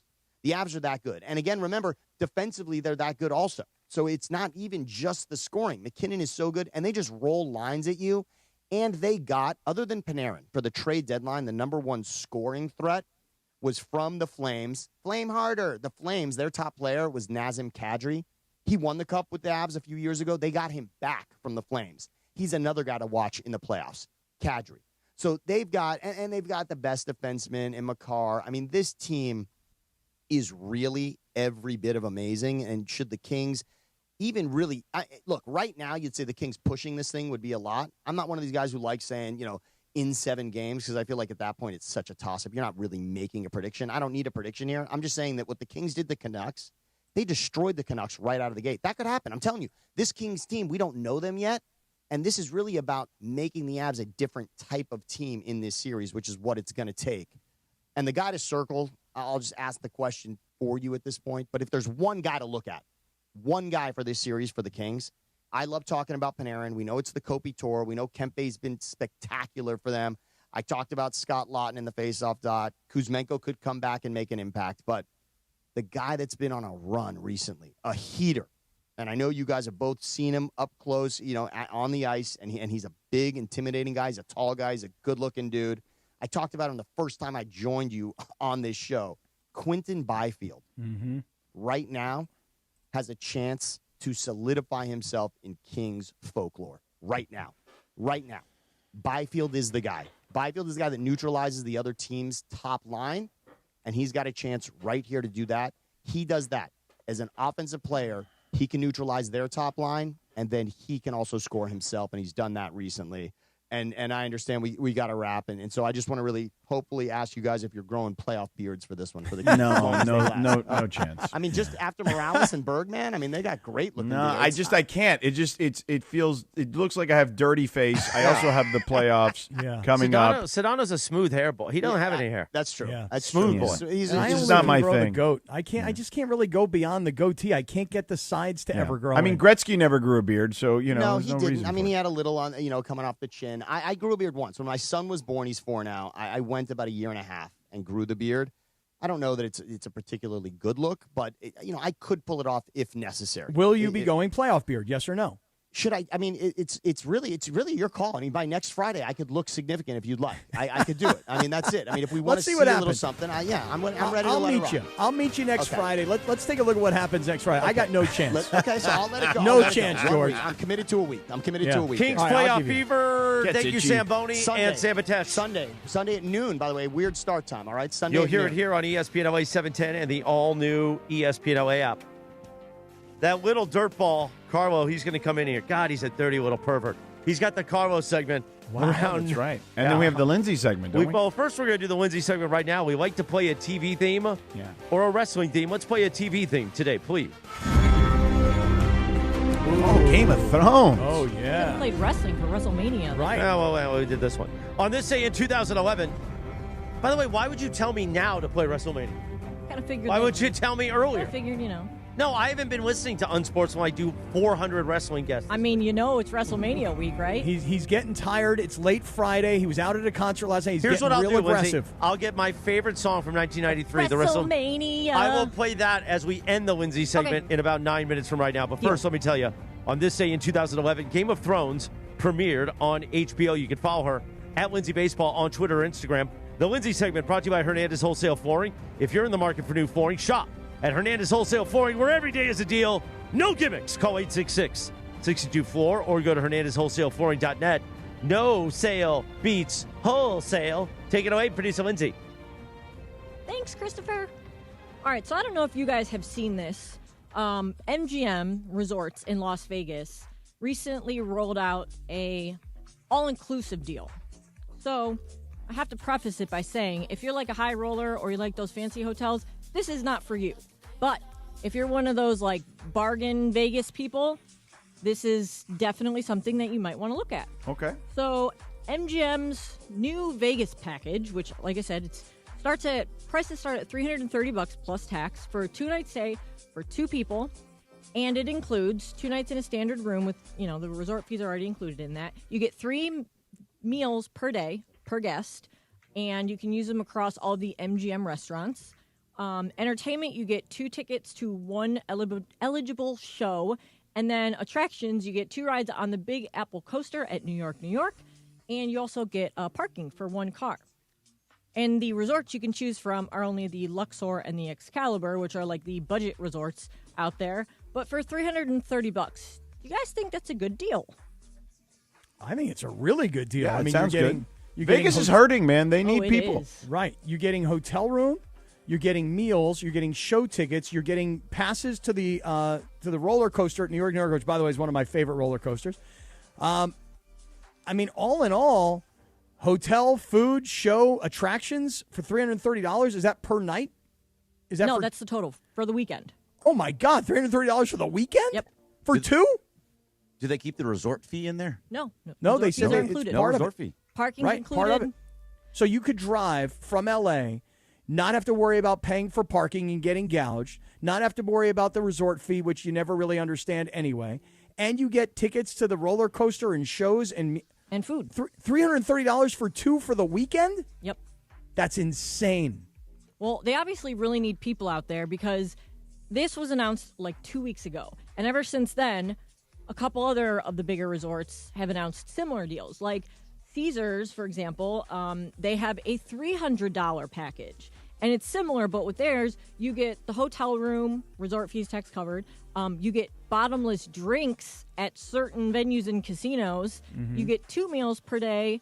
And then everything else is kind of the same, like 2 tickets at their high roller observation wheel, self-parking. And then you get like 20% off the cabanas at their pool. So I think, they're comparable but that one, bottomless drinks, like, hello, a lot of people are going to love that. And then there's other hotels too, like, Westgate and some of the off-strip resorts are starting to offer that. And I just feel like, man, that sure says a lot about like where Vegas is these days. I actually even looked at like this weekend's prices just to like compare, and they don't have resort fees on like the lower level hotels anymore. They're removing them to try and like entice people to come. Well, the resort fee was always stupid, I thought. Right. It was just a gouge. Hidden cost. It is a gouge. It is. Yeah, it's just a complete gouge. Like you're charging people $40 a night for what? Because you're staying at their hotel? Well, what's the point of the price? Isn't that the room rate? The room is what you're paying for, right? Right. You're just stepping like a onto trick. the property. You stepped here. You get a resort fee. Yeah, no, it was dumb. It was always dumb. It was always greedy. It was really ridiculous, personally. And especially, like, no matter who you are, right? But if you were spending on a quote-unquote more budget hotel, then it really felt like you were gouging because the difference in the price was probably an extra 20 or 25% just based off those resort fees. Oh, yeah. Like the Excalibur, normally you could get that like without any deals. As long as you're like a member, you're going to get that for like $50-$60 a night, like Excalibur and Luxor. So it's super cheap. I'll tell you this, though. We all talk about how Vegas is hurting and how that is an indication of the economy around the country. The last time I was in Vegas, which was February of this year, and I grant you things have changed in the last, 6-8 weeks, but still, like, every time I go, it's packed, like packed. And it's not like you go, oh, I can really feel that Vegas is hurting. I can walk around the streets and there's nobody out here. It's packed. And you go and you say the same thing when you go to Disneyland. Where are these people coming from? And how is everybody affording this? Vegas, for all I hear about how bad Vegas is hurting, and clearly, Lindsay, what you're presenting today tells you that they're trying to do everything they can to get you to come. Every time you go, it's freaking just mayhem there. But the fact that this weekend you can book hotels at any of the MGM resorts, like, you know, I'm like whatever the base level is of the MGM Rewards member. If I can get comp hotels this weekend when they have WrestleMania and they have that big convention going on for like one of those electronics like CES or something like that, like you can get rooms any of these hotels during WrestleMania.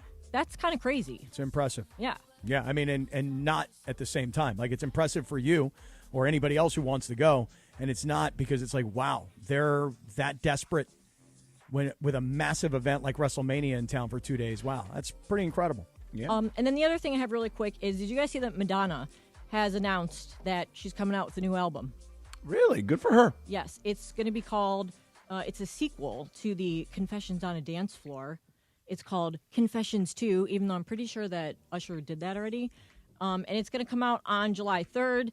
Yeah, but no disrespect to Usher. He's not Madonna. No, but, I mean, it's just, I don't know. Madonna, really? She's like 80 years old, and I don't know. No, she's not. She's in her Madonna's 60s. in her 60s. Well, she looks like she's in her 80s. No, Madonna still looks great.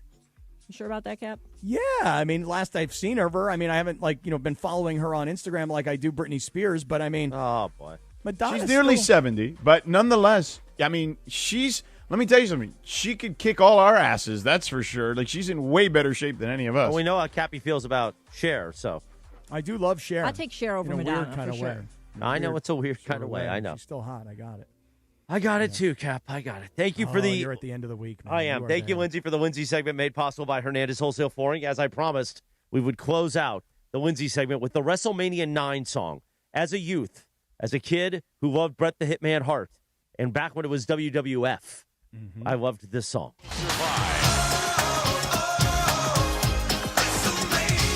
WrestleMania weekend is here. You've heard Unsportsmanlike talking about it all week. Unsportsmanlike, you hear at 3 to 7 a.m. WrestleMania in Vegas this weekend. ESPN very involved. And we love that. Even though I'm not a wrestling fan like I used to be. But plenty of people are, including Lindsay. And our friend, who am I thinking of? I don't know. Who are you? Shane Jackson Jr. Sorry. There you go. Remember, he does the wrestling pod on the Rich Eisen Network. Michael Thompson is also a big WWE fan. I had 3 strokes. I don't know if you remember that. Well, Sometimes we do. But how about exhaustion? Especially after the week I've had, I just had like I think the brain cells just went for a second. Near stroke again? I hope not near stroke. Meanwhile, it is. Wait, I have some extra news on the Madonna album. Real yes, quick. please. You're gonna like this headline. Let me hear it. And this is a legit headline. Okay. It says this iconic 9-minute orgasm inspired the opening track on Madonna's new album. Oh boy. Wait, read it one more time. I want Carlo's laugh. Carlo, turn your mic on so we can hear your laugh. This iconic 9-minute orgasm inspired the opening track on Madonna's new album. 9 minutes is a long time, man. Which iconic 9-minute orgasm? I'd like to know which one it she's is. talking about. What she's talking about in this interview she did. Wow, It's 9 like minutes. It's like Sedano, as a brilliant broadcaster he is, knows how the Carlos segment, even though he missed last week's, that was nasty and dirty. Because at Madonna's age, it might take 9 minutes. See? He knew to warm Carlo up. Wow. Carlo, you better be careful today with whatever you say because it'll get put onto the Saturday special, and then you'll be in the car with your family, and who knows how they'll react. I mean, at this point, maybe I'll want to make the Saturday special, and if it takes that, then I got to do it. Let's do it. It is time for the Carlo segment. Carlo Saisu, our digital content manager, and very proud that he's joined the Sedano and Kap Morning Show crew because deep down, I always knew he was a little miscreant just like us, and he has proven that now. Good morning, Carlo. Good morning. Happy Friday. Glad to always be with you guys. And I'm always happy to be on the show when Sedano's on. Sedano, you're always hitting the road. But I will disagree with you. Usher's Confessions, one of the greatest albums of all time. I'm just saying Usher is not Madonna as an artist. But, I mean, if Madonna wants to make an album and call it Confessions, she's only going to go for second place. Because what Usher had with Confessions, by the way, Yeah, I don't think there's anything Madonna does next to Usher that's second place. No, all right. Especially after we found out about this 9-minute orgasm. Yeah, if Usher's got a 10-minute, let us know. Before we start, the R&B tour that Usher and Chris Brown have announced, I'm very excited about that. Lindsay, you were talking about Vegas. You had me thinking now maybe looking for a Vegas ticket price rather than the SoFi ticket price and trying to get a hotel over out there in Vegas to watch the Usher and Chris Brown tour. They're calling it Raymond and Brown. That's why it's called R&B. I like that. Okay. So before we start, I want to first give a shout out to the chat. Kevin Zuniga from Sonoma County, one of our loyal listeners and loyal great P1 tuner watchers on YouTube. He gave us a little shout out and wanted to make sure we give him some love. So thanks always, Kevin, for tuning in. But we started the show off saying that it's been a long week, and we all know that in many ways. Many ways, Carlo. Many ways. So this clip, and you always know it's good when somebody sends you a video on, say, like Instagram, and a totally different person, unrelated, sends you the same video. So it must be good, or they must really know you. So I saw this video, and I'm like, especially with the playoffs coming up and the week that we're having, I think this is the perfect video to sum up our lives right now. The best analogy that I've heard for living a good life is that each week is just a 7-game series, and you just got to win 4 to advance. Realistically, Sunday and Monday, those are probably losses. Friday and Saturday, probably wins. So you just got to win 2 of Tuesday, Wednesday, Thursday, and you're going to be living a good life. Now, maybe you steal one on Sunday. You have a Sunday fun day. All of a sudden, you just need one of them. If you have a bad Friday, you're behind the 8 ball. You might want to just chalk it up to a loss that week. It's really changed my frame of thinking, and I think I'm going to continue thinking like it moving forward. Wow. What happens if you lose all 5 days in a row? Like this week? Yeah, this week was a loss. Hey, you lose the series. You come back and you play again next year, man. That was posted by Luka Chofi on Instagram. But it puts me in a different kind of frame of mind. Just on to next week. Yeah, so what you said 2 different people sent you that same video? Yeah. And who is the, do you know who the person was whose voice we were hearing, the kid whose face we were seeing? Do you know who that is? Luka Chofi on Instagram. That's his, like he's just that's his deal? He's just like an influencer guy or something? Yeah. Yeah. That's good advice, though, Carlo. That's really good advice. You know, I'm going to try and get a win today. I'm going to try and get a win tomorrow because I've had a couple of L's. So I'm gonna try and get some dubs up there on the board. Yeah. I'm try and do that. I think it starts with the Lakers win tomorrow, and then we get a Kings win on Sunday. And it'll be a winning weekend and giving us some momentum into next week. Yeah, let's come back next week and let's have some excitement. I think that the Lakers season, the regular season, it ended. And then, you know, I think everybody would rather them be in the playoffs than have to go through the play-in.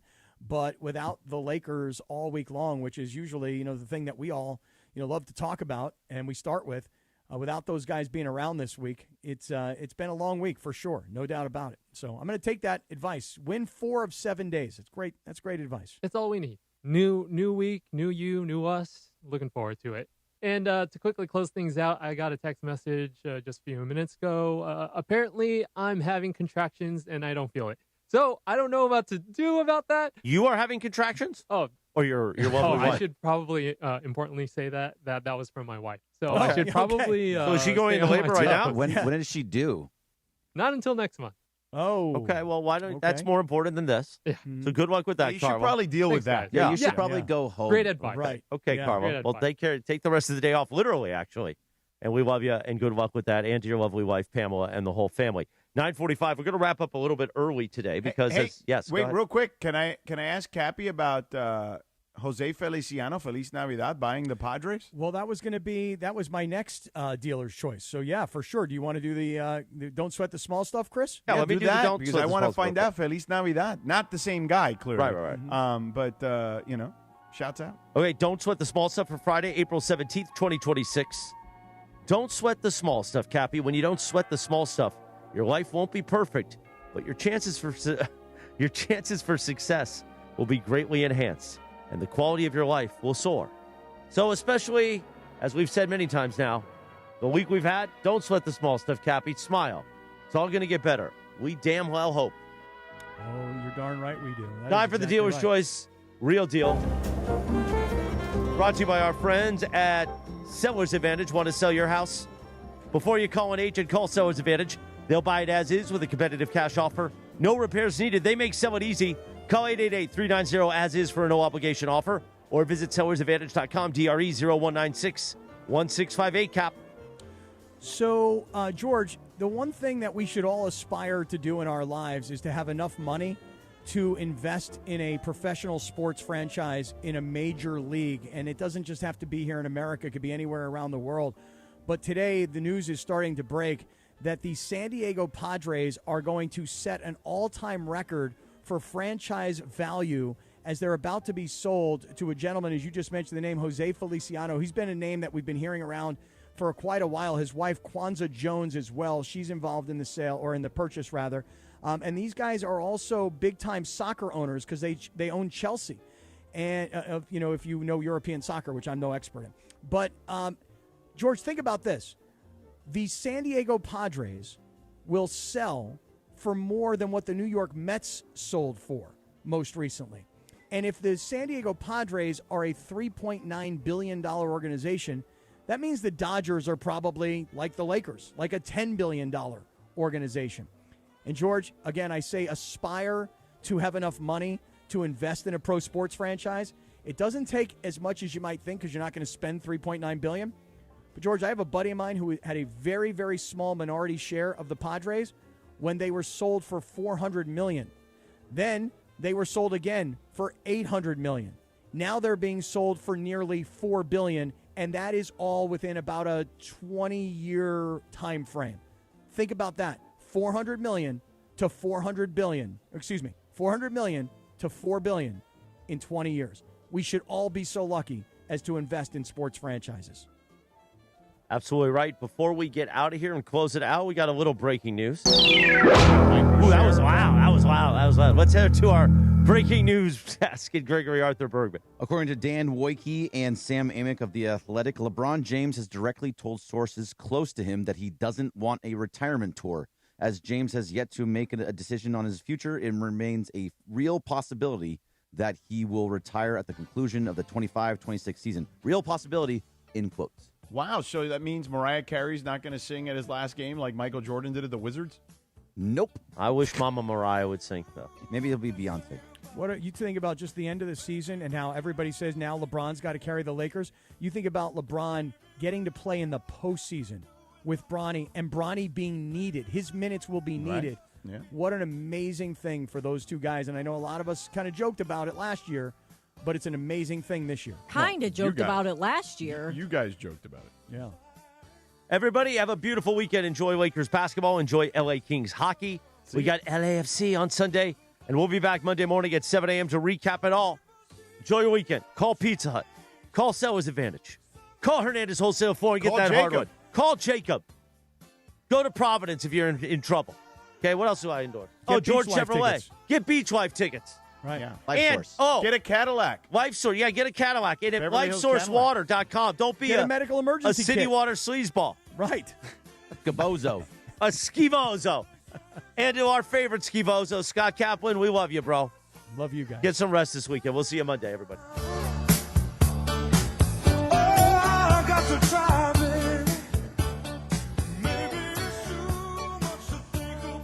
Going next week, everybody's talking about franchise players, blockbuster trades, and the moves that can reshape a team.